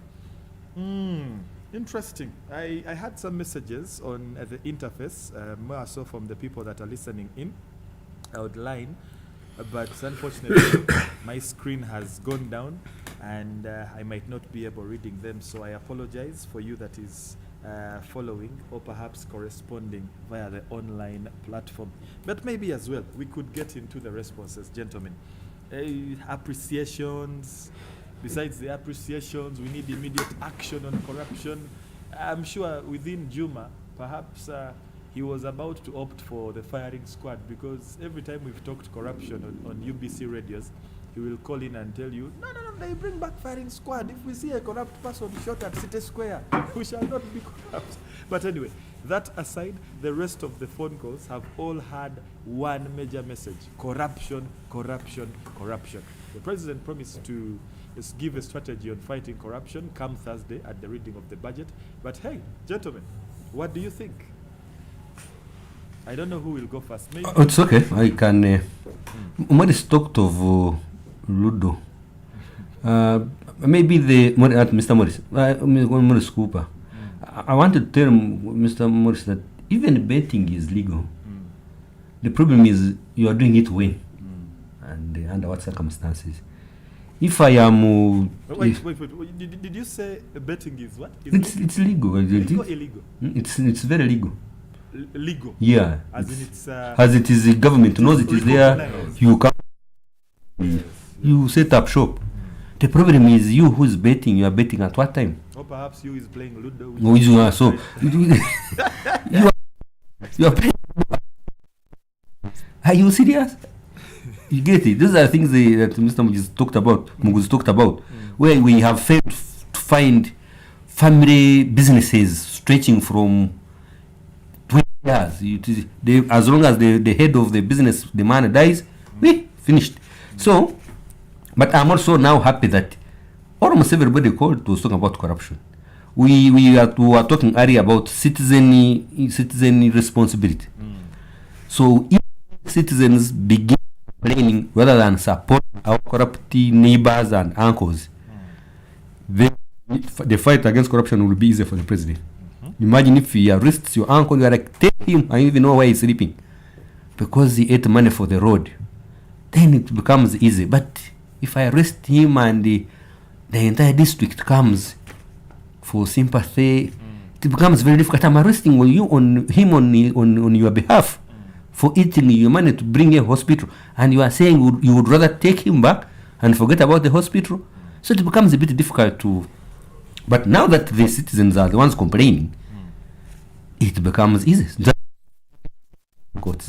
So I'm happy about the quarrels because all of them are quarreling. Corruption. And luckily enough, of the president is going to talk about in the next budget, the main are corruption and the other one is federation. Okay, but before I actually come off you, Mr. Magezi, in the aspect of that corruption, where perhaps you do highlight, and well, me and Mr. Muguzi have actually seen this.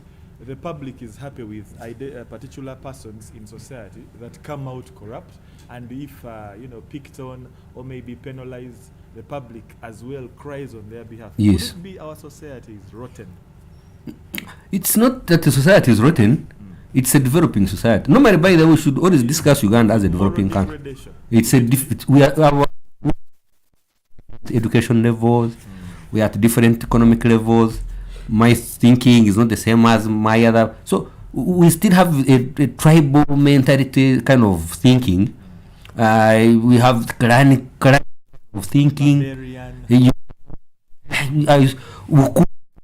This car group, the other car group. So when that happens, our person, me, our woman, our man, you get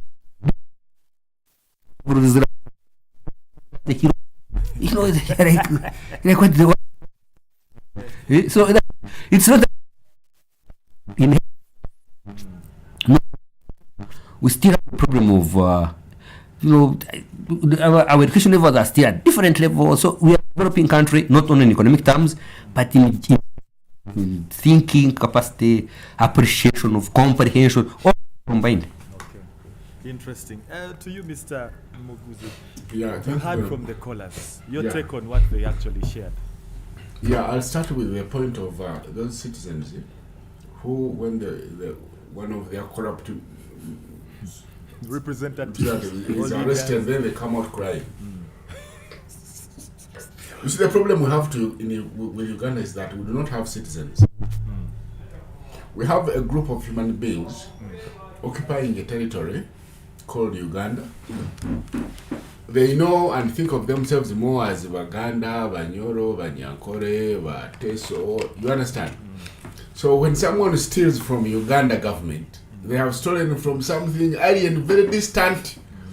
And if he's a Mutoro, then they know my Toro Kingdom money is safe. But the Toro Kingdom doesn't have money. The money is with Uganda. So we need to be deliberate on growing citizenship, so that these people living in Uganda can graduate from being occupants or inhabitants to citizens. Then they can fight for what is theirs. Then we go to corruption. So if you heard from Adroma, you have heard from Juma, is also like you've heard from Moses. They are speaking the same language and unequivocally saying the problem of Uganda is corruption. Unfortunately, I am not sure that President Museveni, you see, this man characterized him very well, Moses. He's organized, but it is nice, parental, reasonable, blah, blah, blah. You see, the president is so soft, he's so forgiving, he's so religious. Lenient. Excuse me. Sorry. So if a corrupt person, a corrupt official, went to the president and repented, knelt down, Mr. President, I am sorry, it wasn't me. The president has this soft heart and will forgive them. and then we'll tell every institution that was chasing them to cease fire. The president has to be strong. I am very curious to hear what he's going to talk about corruption, because this has been his Achilles heel for the longest of time. If you are going to catch a thief, you cannot be soft. And unfortunately, the president, I don't know, he's hard on things, he's a Sabarwanyon of sorts, but when it comes to the thieves, he's soft. So, but you can see that the citizens are saying enough of this softiness. Go hard, because this is the problem we are having. Even this oil revenue we are talking about, it will be lost through corruption if you do not rein in on the corrupt. And Uganda needs one thing now for us to go to the next level. You see, the president wants us to graduate to middle income status. But how do you graduate to middle income status when you cannot rein in on the corrupt? We have to zero in on these corrupt, chase them, punish them, but also there must be moral support to the institutions that are chasing the thieves. And I don't want to call them corrupt. These are thieves. They are looters. They are looters of Uganda's resources, and and they are the enemies of Uganda. Yes. A corrupt person is the enemy of Uganda, enemy of development. So let us rein in hard on them. And you, the citizens, can you stop glorifying these citizens? Because it's you, the citizens. When it is one of your own, it comes back to home, and they are driving vehicles that are not commensurate with their salary. They are putting up houses in the village which are not commensurate with their salary. You protect them. You know, when they go to church, you accord them front seat. Can we start verifying these corrupt, so that the corrupt can have no safe haven? Otherwise, we have provided safe haven, and we are the ones who go to complain. And you know, they have solidarity. Do you remember the other time with the Namuju in Rwengo, when she was arrested? Who went there to say she's a thief, but you're a thief? So they have solidarity within the political circles. So we have to be resolute and determined, and to fight this menace. Corruption is a monster that is standing between us and the Pax Uganda of our dreams. Okay. So you actually believe that if we brought down the giant, that is the giant that corruption is, Vision 2025-2030 will be a success? Absolutely. Absolutely, we'll have enough money. We will not have to borrow enough. You know, for me, sometimes I curse myself for knowing too much, because you know, even the people that are supposed to rein in, the permanent secretaries, you know, these junior officers, they do the deals. Some of this money is transferred to foreign accounts, and then the PS goes to pick the money, and they're all playing the same ball, and they're doing it in a very covert style that you cannot know, and they cover up each other. You know, the scandals you see out. These are the small things that leak out, but most of the biggest corruptions are concealed. Everybody is happy, they share equally, and everybody covers up for each other. You can never know that. The only thing you see is when the sharing goes wrong. Let me share this one. So a friend of mine owns a company called Sumadura. He's an Indian. So we're talking about businesses, the private sector. Many of those private companies have given up on bidding on government jobs. For example, Sumadura used to be digging, boreholes across the country. He has now packed everything at his home. He's given up. So he told me, because every time they try to bid, these government thieves come around and say, okay, you can get the deal if you can pay 500 million. You pay 500 million here, you lose. You go to another million ministry, you pay 500 million, you lose. So you keep on this losing trend that discourages investors. But he was telling me that he was passing a house in Mutungo there. He looked at the house, amazing house, multi-billion apartment. So he asked the question, who is this investor that is doing so well, that has set up this? They told him, no, that's not an investor. They told, I'm not going to mention the name, but he's the heading, one of the government institutions in this country is the owner of that property. So the people know. And then the IGG comes out and says, let us do a lifestyle audit. You who is owning this, can you account? And then the president comes, oh, don't I leave my people, go slow. So I think, I'm very curious to hear what new thing he's going to tell us, because I think this has been the president is Achilles' heel, but the citizens are speaking one voice. If you've heard from these callers, everybody is saying, Mr. President, enough is enough, rein in on these corrupt Ugandans. Ears on the ground. Thursday it will be, the national budget will be read, and perhaps federation and corruption shall be no more. Mr. Magezi. Yes, sir. 50 seconds saying goodbye. A nice day having you discussing the most important. Now we have rebels in offices armed with the pens and computers, not hitting us. But as part of the corruption, my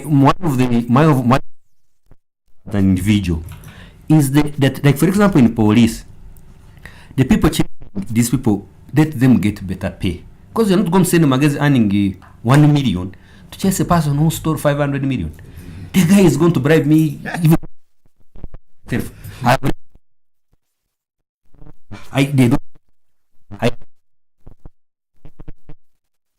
He said, I am tickled to just carry the bag and say it's not there. So the people are fighting corruption with better. Okay, interesting. Do you have a 50 seconds message, Mr. Absolutely, I do one. Yeah. So we are coming to the campaign period. Ladies and gentlemen, fellow Ugandans, you have a political right, a right to participate in choosing the people, the officials to govern you.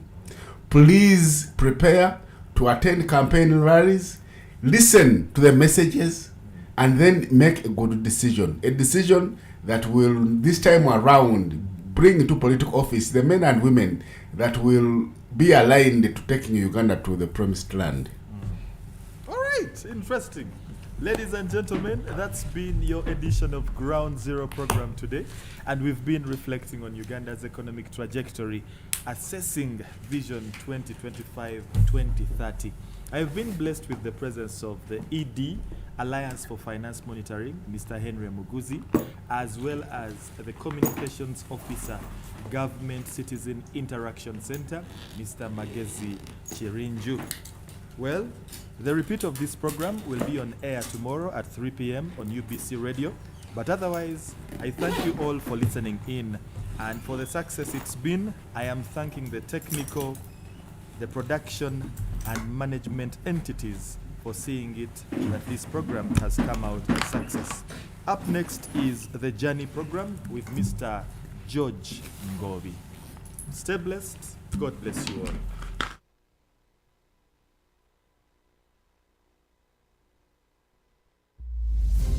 That was Ground Zero Season 2, a production of Uganda Broadcasting Corporation, UBC, inspiring Uganda.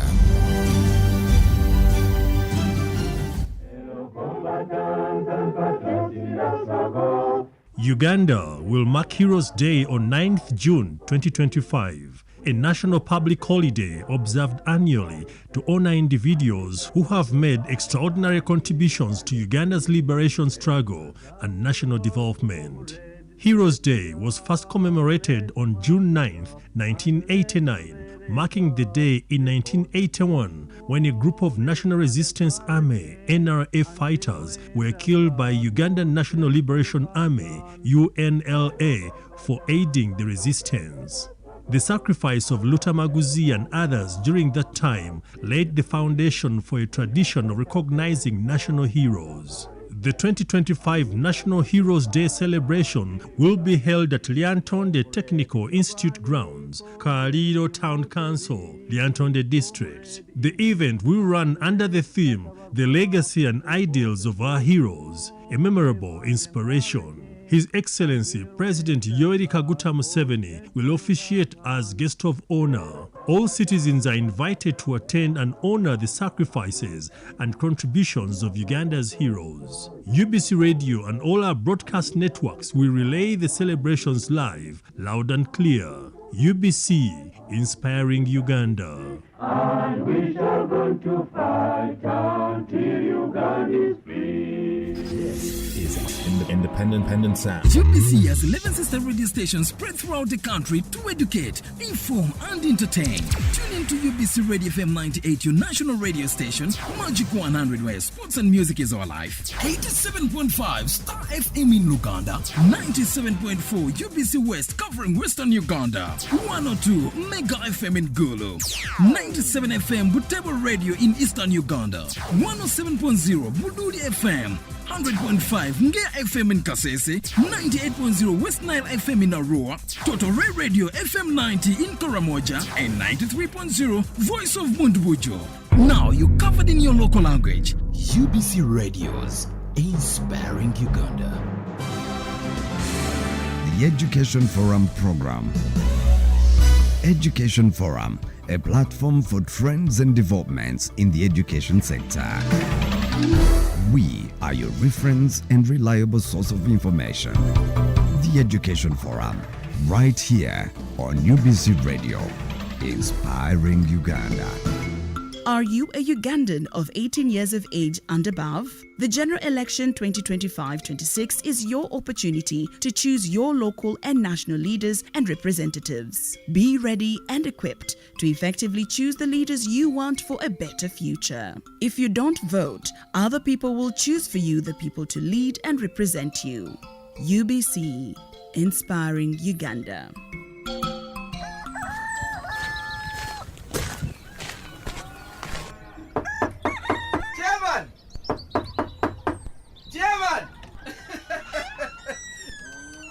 This is your man Okarebo, a member of the Kirak Parish. Hey, Okarebo. Yes, Chairman. What brings you to my home? Chairman, my tomato business is staggering and needs a simple boost of at least 300,000 shillings to buy pesticides. Okay. So when I heard about the PDM funds, that is why I'm here. Okay. And you know, I'm already a member of an enterprise group which is fully registered. Okay. And already has an account in our village circle. Okarebo. Yes, what you have to do now, you go to the office of the parish chief with all your enterprise details that you have and find out whether your money is already in the SACCO account. Yeah. Yes. Okay. Thanks, Chairman. Let me go there now and find out from our enterprise group members. Okay, Okarebo. Hey. Who is this one calling? Hello? Hey. Chair of our enterprise group. Hey. Chairman! Yes. Chairman is already on the account. You see, Okarebo, I told you. Hey. Chair. Yes, Let me go and work on my tomatoes. See you, Chair. Okay, Okarebo. All the best, Chair. Okay, Okarebo. This Okarebo man and his tomatoes. Bye-bye. PDM is an initiative of the Government of Uganda through the Ministry of Local Government designed to transform the lives of all Ugandans for better. PDM, my parish, my development, my life. UBC Radios, inspiring Uganda. Every Saturday, UBC Radio broadcasts the Information Hub, your one-stop dial radio show. Join us to learn and know more information about innovations, research, and developments. The Information Hub, knowledge is power, on UBC Radio, inspiring Uganda.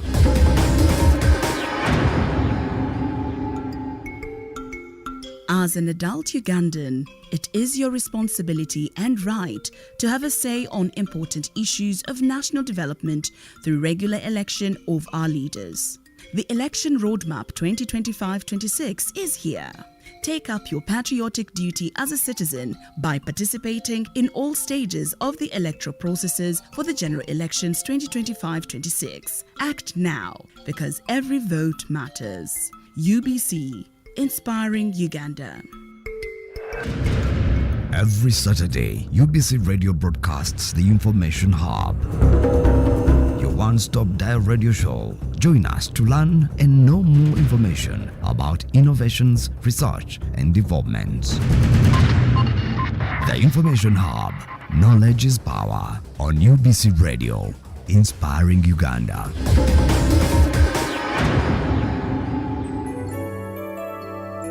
Do you know the Bible from cover to cover? From Genesis to Revelations? What of studying it systematically? A great opportunity is here. Living Waters Ministry Uganda and Champions Evangelistic Ministries International brings you Through the Bible radio program, teaching the entire Word of God. Join us every Monday to Friday, 12:30 to 1 p.m. as we bring you an in-depth teaching of the whole Word of God, only on UBC Radio, UBC West Mpikahona, and UBC Butebo. For details, call us on 0780-158-788 or 0755-066-786. You can also WhatsApp us on +256 783 166 522. God will make a way where there seems to be no way. Take a walk of literature in the Journey program, a memorable walk of life into creative writing, arts, fiction, and non-fiction every Saturday from 12 to 1 p.m. only on UBC Radio.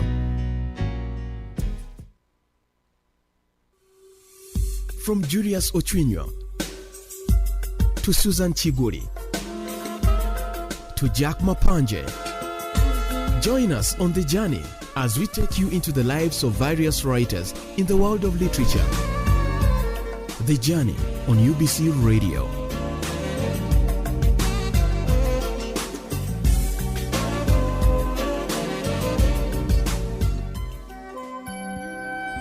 Literature Review is rooted in the past, resounds in the present, and moves us into the future.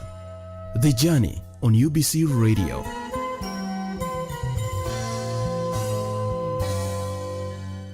Okay, yes indeed, a very good afternoon, dear listener. Welcome to the Journey program, your program that is dedicated to the world of literature, where we comment all genres of literature, call it the short stories, plays, novels, fiction and non-fiction every Saturday from midday to 1 with me, Ngobi George. Welcome back from a very, very, very long weekend because we had the Mother's Day celebrations. And to our Muslim brothers, they are still in the Eid mode, which is a week of sacrifice. They began yesterday and it's going to go on up to tomorrow. So it's still a holy week because it had both the Mother's Day and, of course, the Eid celebrations. Hope you guys had a very, very good week. Otherwise, to the literature world, we are still yet to come in terms to the loss of one of Africa's greatest writers, that is Ngugi wa Thiong'o, who passed on last week on 28th. It's sad indeed, and last Saturday we dedicated the show to giving you the life of Ngugi wa Thiong'o, and he acknowledged that Makerere made him. Remember, Ngugi was at Makerere University for 3 years, and he acknowledged that indeed Makerere made him, making Makerere University one of the African giants, because if you look at the alumni of Makerere University, you'll find that the menu is quite rich with the likes of Ngugi wa Thiong'o, one of African greatest writers, if you compare them to the likes of Chinua Achebe, our own Okot Piptek. Those are African giants in the literature world. We pray for the family, and may the Lord keep his soul in peace. But he was a great man that he has in his docket, he has writers, he has professors, because the other time we played an interview where he has 2 doctors, he has professors, and he has writers. Back to our topic that we had begun, we are still looking at the oral narratives. And the other time we stopped, we stopped at the classifications of oral narratives, and we mentioned them as being genetically oral narrative can be further subdivided, we said, into subgenres. So it is these further classifications that aids the scholar, the students, to study an oral narrative more systematically, so that we can understand them. As we pointed out the other time we were talking about the classifications of oral narratives, we said that classification mode is airtight. What do we mean by being airtight? Because classification is controlled by the context of performance.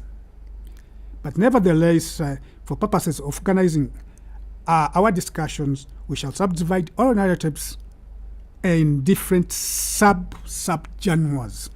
We are going to look at the myth, and we said that a myth are basically a narrative about origin of things. A myth, like the word is, a mystery. So a myth attempts to describe, to tell us the origin of things, like we are going to see in our further discussions, the origins of thing. And I gave you the example of the story of the Bible that tries to explain the origin of man. And we have the story of the creation that is in Genesis. That's the first book of the Bible. That's the Old Testament. It attempts to explain the origins of man. Then we have the Big Bang theory for the scientists, that probably something just happened. There was a big bang, and then the world came. So a myth tries to explain the origins of things. For example, as we're going to see, why is there day and why is there night? Why do we have rivers? Why do we have lakes? Why do we have deserts? Why do we have seas? Why do we have oceans? So the myth, when it comes to the oral narratives, the myth tries to a narrative about the origins of phenomena. We can call that phenomena, strange things, strange beings. Then, of course, we have the legend. The legend normally, like the word is, focusing on the human hero associated with supernatural feats. So like we have the legends in every field. We have the legends in the musical industry. We have the legends in sports. We have stars. We have the legends in the movie industries. Of course, we have the legends like we've been talking about in Ngugi wa Thiong'o, those great writers. So a legend focuses on the human, contrary to the myth that attempts to explain the origins of phenomena. Then, of course, we have the human tale. A human tale, a narrative in which humans are the principal characters. Like we have the fiction, we have the novels. We've talked about Ngugi wa Thiong'o, who passed on last week, who came up with plays like I Will Marry When I Want. But this time, the human tale is a narrative in which humans are the principal characters when it comes to classifications of the oral narrative. Now we have the fable. The fable, which is a narrative in which animals, insects, or reptiles are the principal characters. And these, you find that are quite very, very interesting, especially when it comes to the young generations, the kids. And if you look at most of the characters that that are made in those cartoons that the kids watch, you find that that's now we classify it as the fable, because you have animal characters, you have insects, you have reptiles, or even strange phenomenon. You'll find that even the sky is talking, the trees talk. the oceans laugh, the moon cry. So that's the fable, in which the narrative in which animals, insects, or reptiles are the principal characters. And a good example of that are the cartoons that those kids watch. So if you look at what the kids are watching, you'll find that they are animal characters a lot, even strange characters. For example, I gave you the example of this popular cartoon network, the Nickelodeon, where you find that it has a sponge as being the sponge for bathing as being the main character, the SpongeBob character. So those are the fables, and very, very, very good for the kids, because they have those funny characters, the talking stones, the talking trees. All those we are classifying the oral narratives. We are going to take a short break, but when we return, we are going to go into the myth in details and see how the myth attempts to explain the origins of things, as we are going to see. It's The Journey on UBS Radio with me, Gobi George.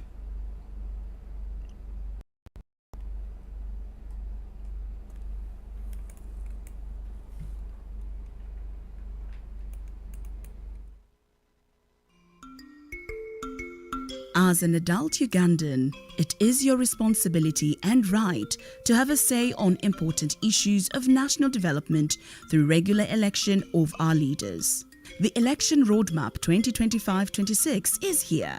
Take up your patriotic duty as a citizen by participating in all stages of the electoral processes for the general elections 2025-26. Act now, because every vote matters. UBC, inspiring Uganda.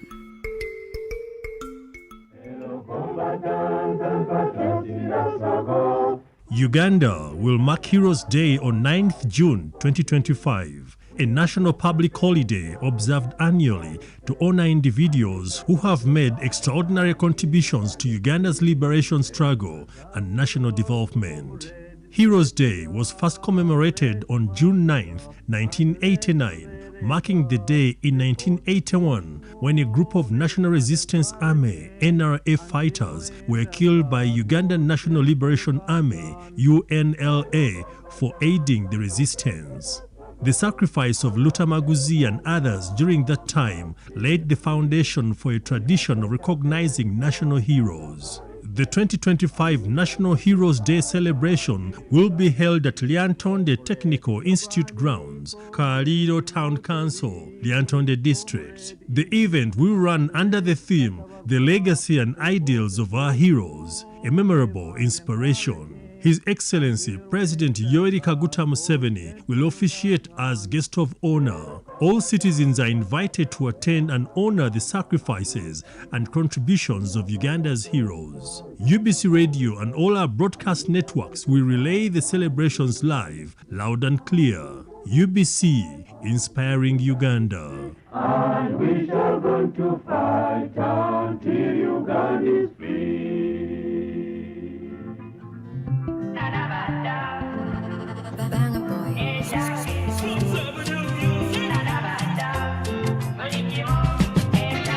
Change chibebi chili Justin omukwano heavy nacho tusiba kubiche ntebe ngachikute ngachenyiga koko bigere changa manali sisobola kukugana talanta toline nyonyogere bigere abanji bansalako naye nabakana labagwe ojja nokatula mwakatebe Polida, want you for dinner. Don't remember good to buy a chida konza chirina. Cause I found love on Mokwano Bulina. I love you, my champion winner. Yeah. Namanya. Yeah, Nakulaba.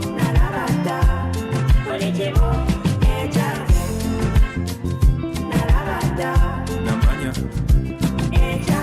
Yeah, Nakulaba.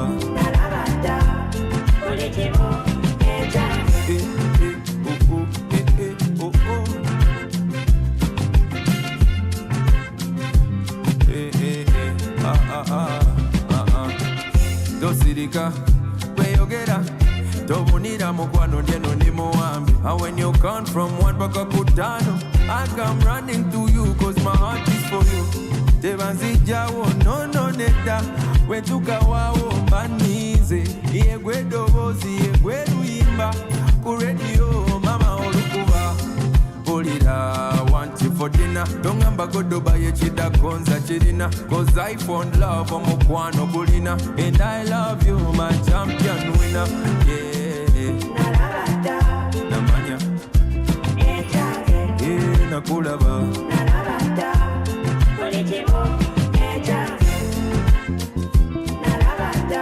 Namanya. Yeah, nakulaba.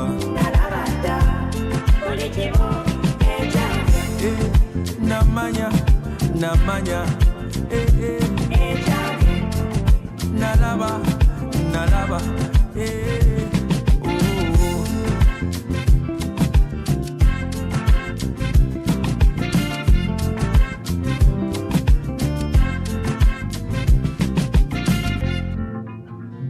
Nalabada, ejage.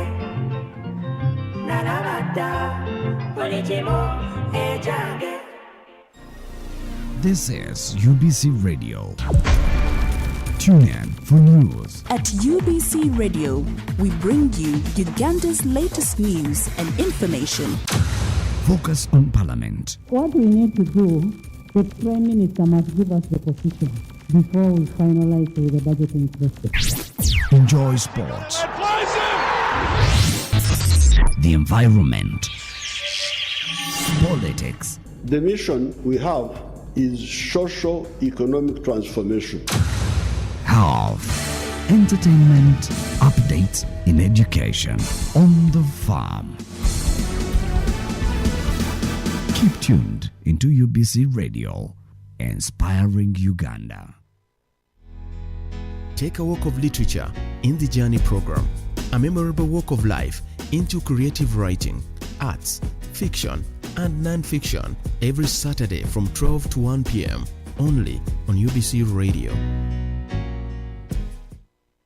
Okay, welcome back from that short break. We've had a change by Elijah Chitaka, and those are oral performances. Although they are musicals, but they are oral performances because it's all about educating and entertaining. Now we go back to our myth. Like we've said earlier, is that a myth is a narrative that attempts to explain origins of things. It is a story that is traditionally passed on from one generation to another, primarily by the word of mouth. So you guys, you need to carry on the spirit, because if we don't pass on that narrative to the next generations, we are going to die. We are going to kill our identity and adapt other cultures that are not ours. So it's important that, especially in holidays, find time to pass on that narratives to the young generations. And believe me, if you tell a kid an interesting story, that story sticks.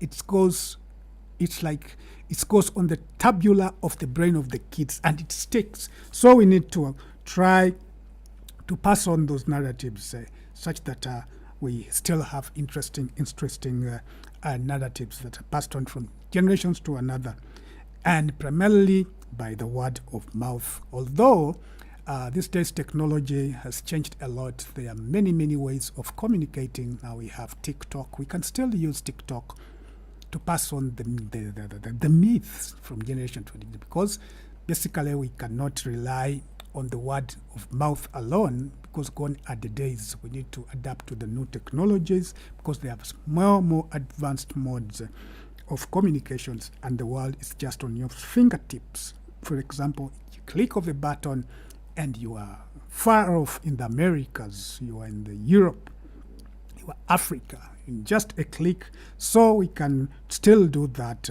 such that we don't kill our generations. It could not be easy nowadays to use the word of mouth, but we can use the gadgets. You can do a recording of that clip and post it on WhatsApp, on Twitter, on TikTok, and we don't kill the element of the myth. Now, the myth usually creates a world of its own, which is concrete. And when you talk about the word concrete, it means that it's built, it's cast in stone. So it usually creates a world of its own. For example, if you jump into the story of the myth, you are carried away, your imagination flies into the world that the myth creates. So it's like you've jumped into a spaceship that flies you into the world of a myth. So a myth usually creates a world of its own, which is concrete and reserved for information of human consciousness. And this world is far removed from us, from the immediate world of ordinary reality, like we are going to see. But what we need to know is that let's try to look at the main features of the myth to understand what a myth is, as it attempts to explain the origin of things. So, the main features or the main characteristics of the myth is that, one, a myth gives accounts of things which purportedly took place in a remote primordial time. Just imagine you close your eyes, then you go into that world, the new world that has strange phenomena. It creates a kind of a science fiction or something extraordinary. So it gives accounts of things which probably took place in a very, very remote place. For example, the story of the creation. If you read Genesis, in the beginning, that when God created the world, it was void. Just imagine, there was nothing. And it was a void, a vacuum. And God said, let there be light. So if you look at the story of the Genesis, the story of the creation in the Bible for the Christians, it's a myth. So, gives account of things which purportedly took place in remote primordial times. Like the Genesis story, just imagine when God created the world, it takes you back in those remote place behind time. So that's the myth, actually. Another characteristic of myth that you need to understand is a myth attempts to explain interrelationships between human beings and their environment. How do we behave in our environments? The relation between human beings and their environment. Look at the activities that are carrying on. We are realizing climate change. What is the human doing to nature? And we'll find that there are those myths that our forefathers used to tell us, to pass on to generations, that were basically meant to preserve our environment.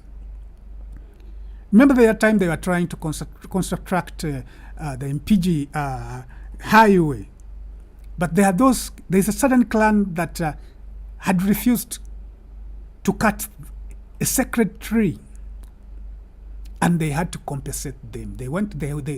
It ended up in court because to them the tree was so sacred. But those are the myths that attempted to preserve the environment. You've heard of stories that were passed on in the past that at certain hours you are not supposed to go and fetch water on a well. But that was a technique of preserving our environment. That at midday you don't go to fetch because it's the time when the spirits are bathing. But literally you'll find that it was a way of conserving water, or letting the water come down. Or they used to tell us that strange phenomenon. You're supposed not to whistle at night. You will attract spirits. But it's a kind of why would you disturb people who are going to sleep, for example, the tranquility of the night? So all other means that attempts to explain the interrelations between human beings and their environment. That's what we call the myth.